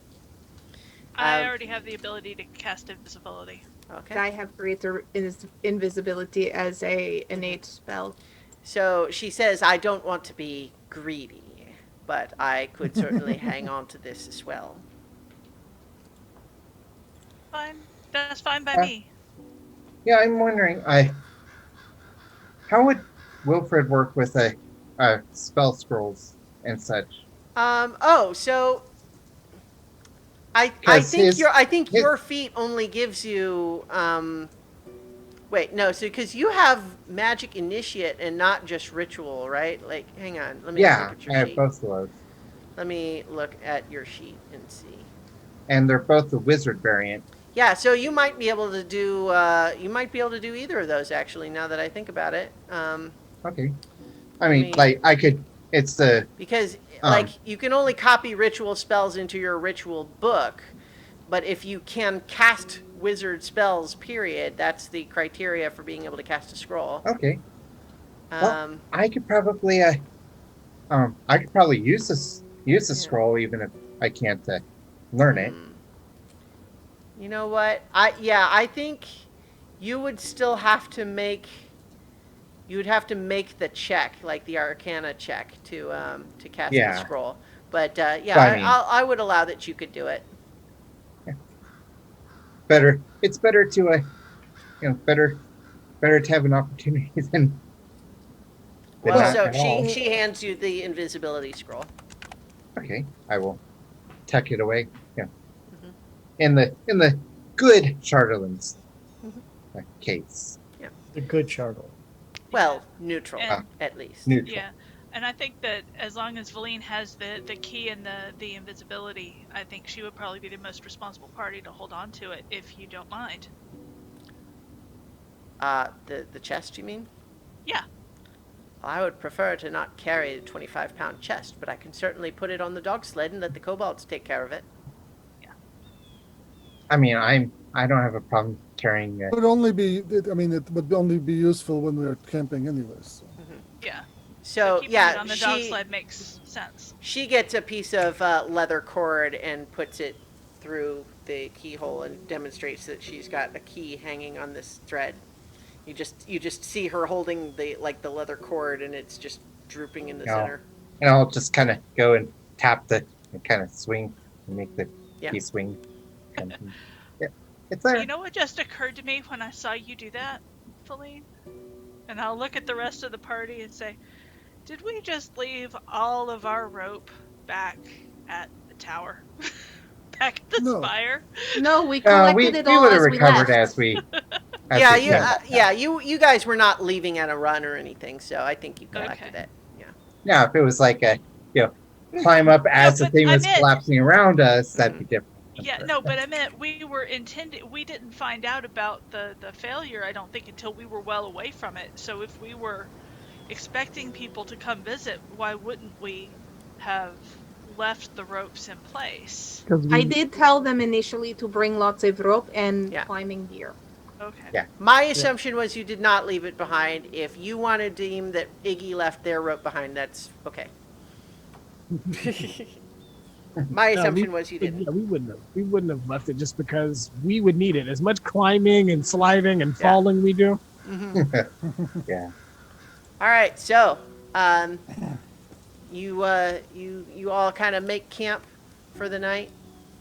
Mara, I would like to have my hut to myself. I need a little privacy. If that doesn't offend anybody. Velene says, I can cast the hut as well, so I can make a second one to give you your privacy.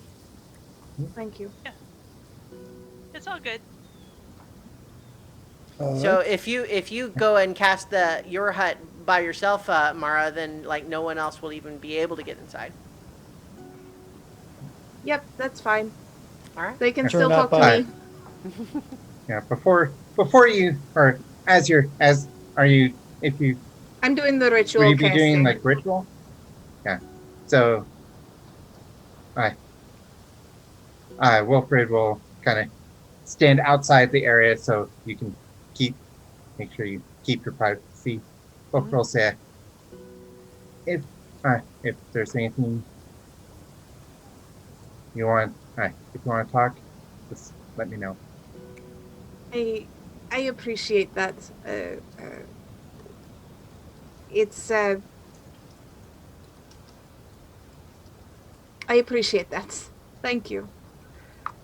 Okay. I will be fine though.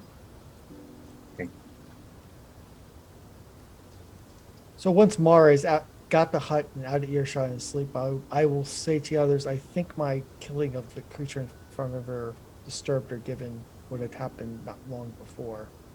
Gonna make a insight check on Mara before she puts up the hut. Sure. I mean, when it's between PCs, I'll let you guys kind of rule that how you want to handle it. Sure. You can watch my body language and see what you pick up. 12. You can basically tell that she is shaken by something. But you're not sure what. But she's clearly something made her very uncomfortable.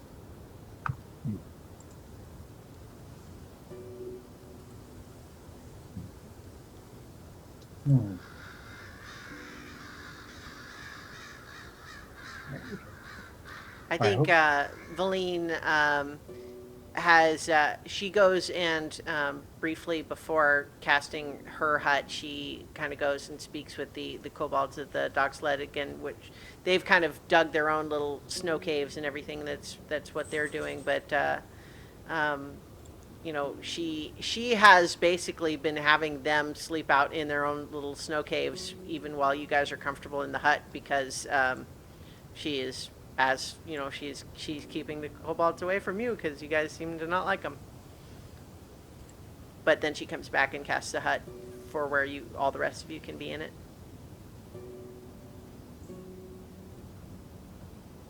When Ali said that, I go, I don't think that's the case. When I cut the creature's head open, she looked at me with a look of horror and shock and said, "Are you going to use it on me?" Well, no, we've killed things in front of Mara before. Yes, but I killed Her- this thing right in front of her. I think her main And I heard concern her with before. you was the last when you were confused and hit her. But I don't think I this think is. she fears me now. No, I think this is the first time she's killed someone.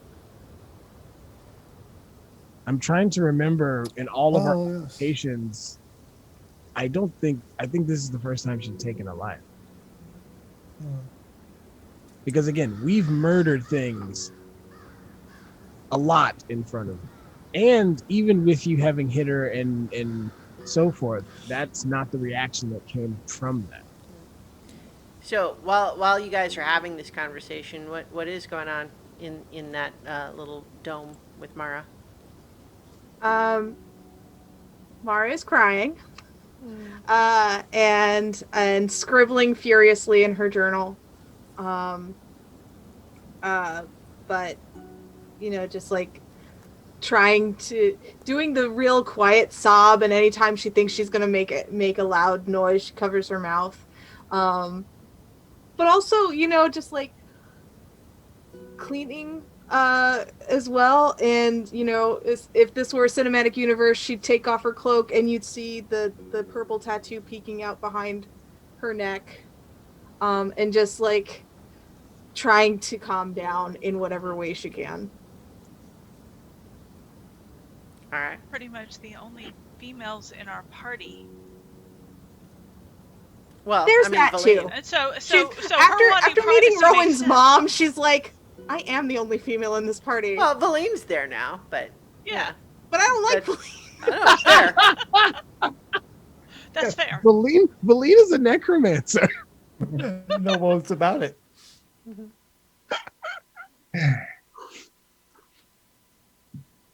But metagaming, Rowan is right on point. Mhm. Yeah. Like, I'm legit trying to think. I don't think Mara's killed anything up until this point. I think you have the right of it. I think that's what happened. Me as a player kind of figured that out, but Ale, not being bright and also taking everything in on himself as he always does, is convinced otherwise that this is his fault again. But he's not going to say anything. He's just going to go to sleep, unhappy with himself. After evening prayers, he'll just go to sleep.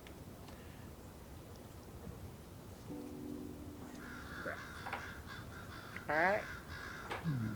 Anyone else do anything in the evening, or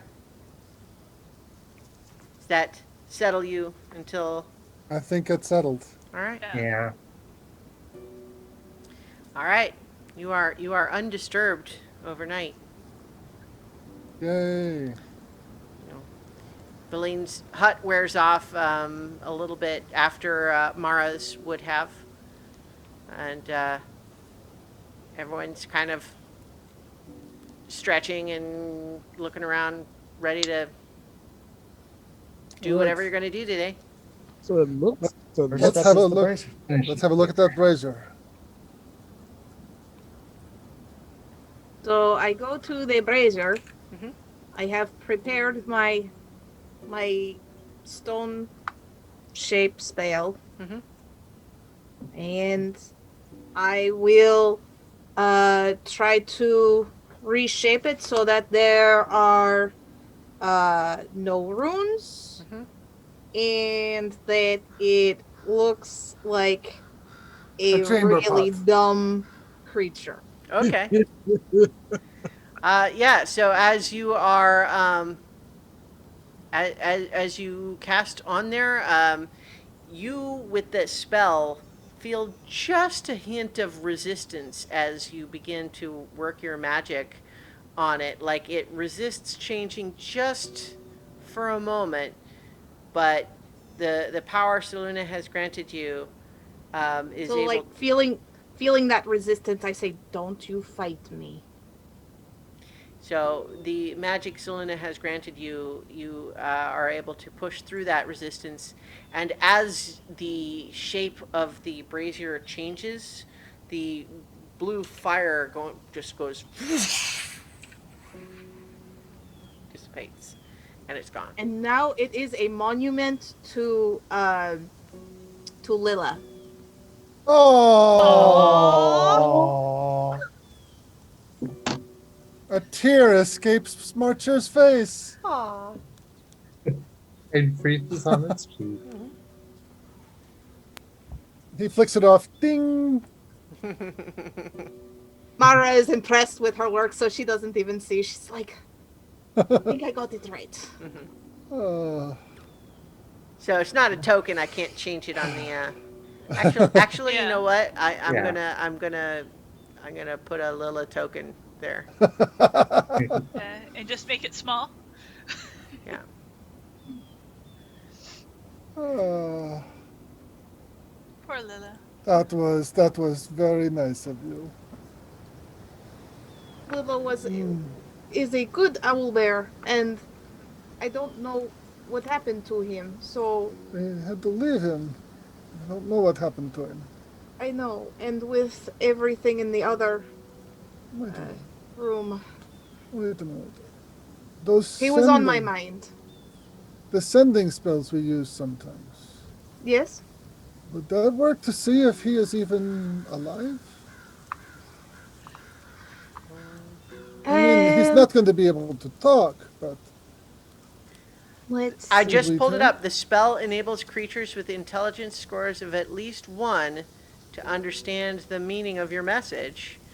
They can like essentially what I would say is it would work as well as it would trying to talk to Lila in person, essentially, except that it would be magic and Lila would probably not understand how that works. Okay. To use So- a anachronistic out of world example, I have a webcam to watch Rocket when I have to go to the office and leave him home by himself, and there's an ability with the app to talk through the camera, but I don't like using it because he looks around like, where Yeah. where is it? The Where are same you? thing happens to my Yeah. roommate when we use a similar camera and we talk and he gets very confused. Yeah. So, So, but in any event, but the spell I could can work. try, Marcher. Would you please? I would just like to know. Okay. And so I close my eyes and I hold on to my moon talisman and I'm crying for real here, guys. Yeah, I so say- am I actually. Lila, it is Mara. I just want to know that you are okay. We are okay. Are you okay? There's a pause.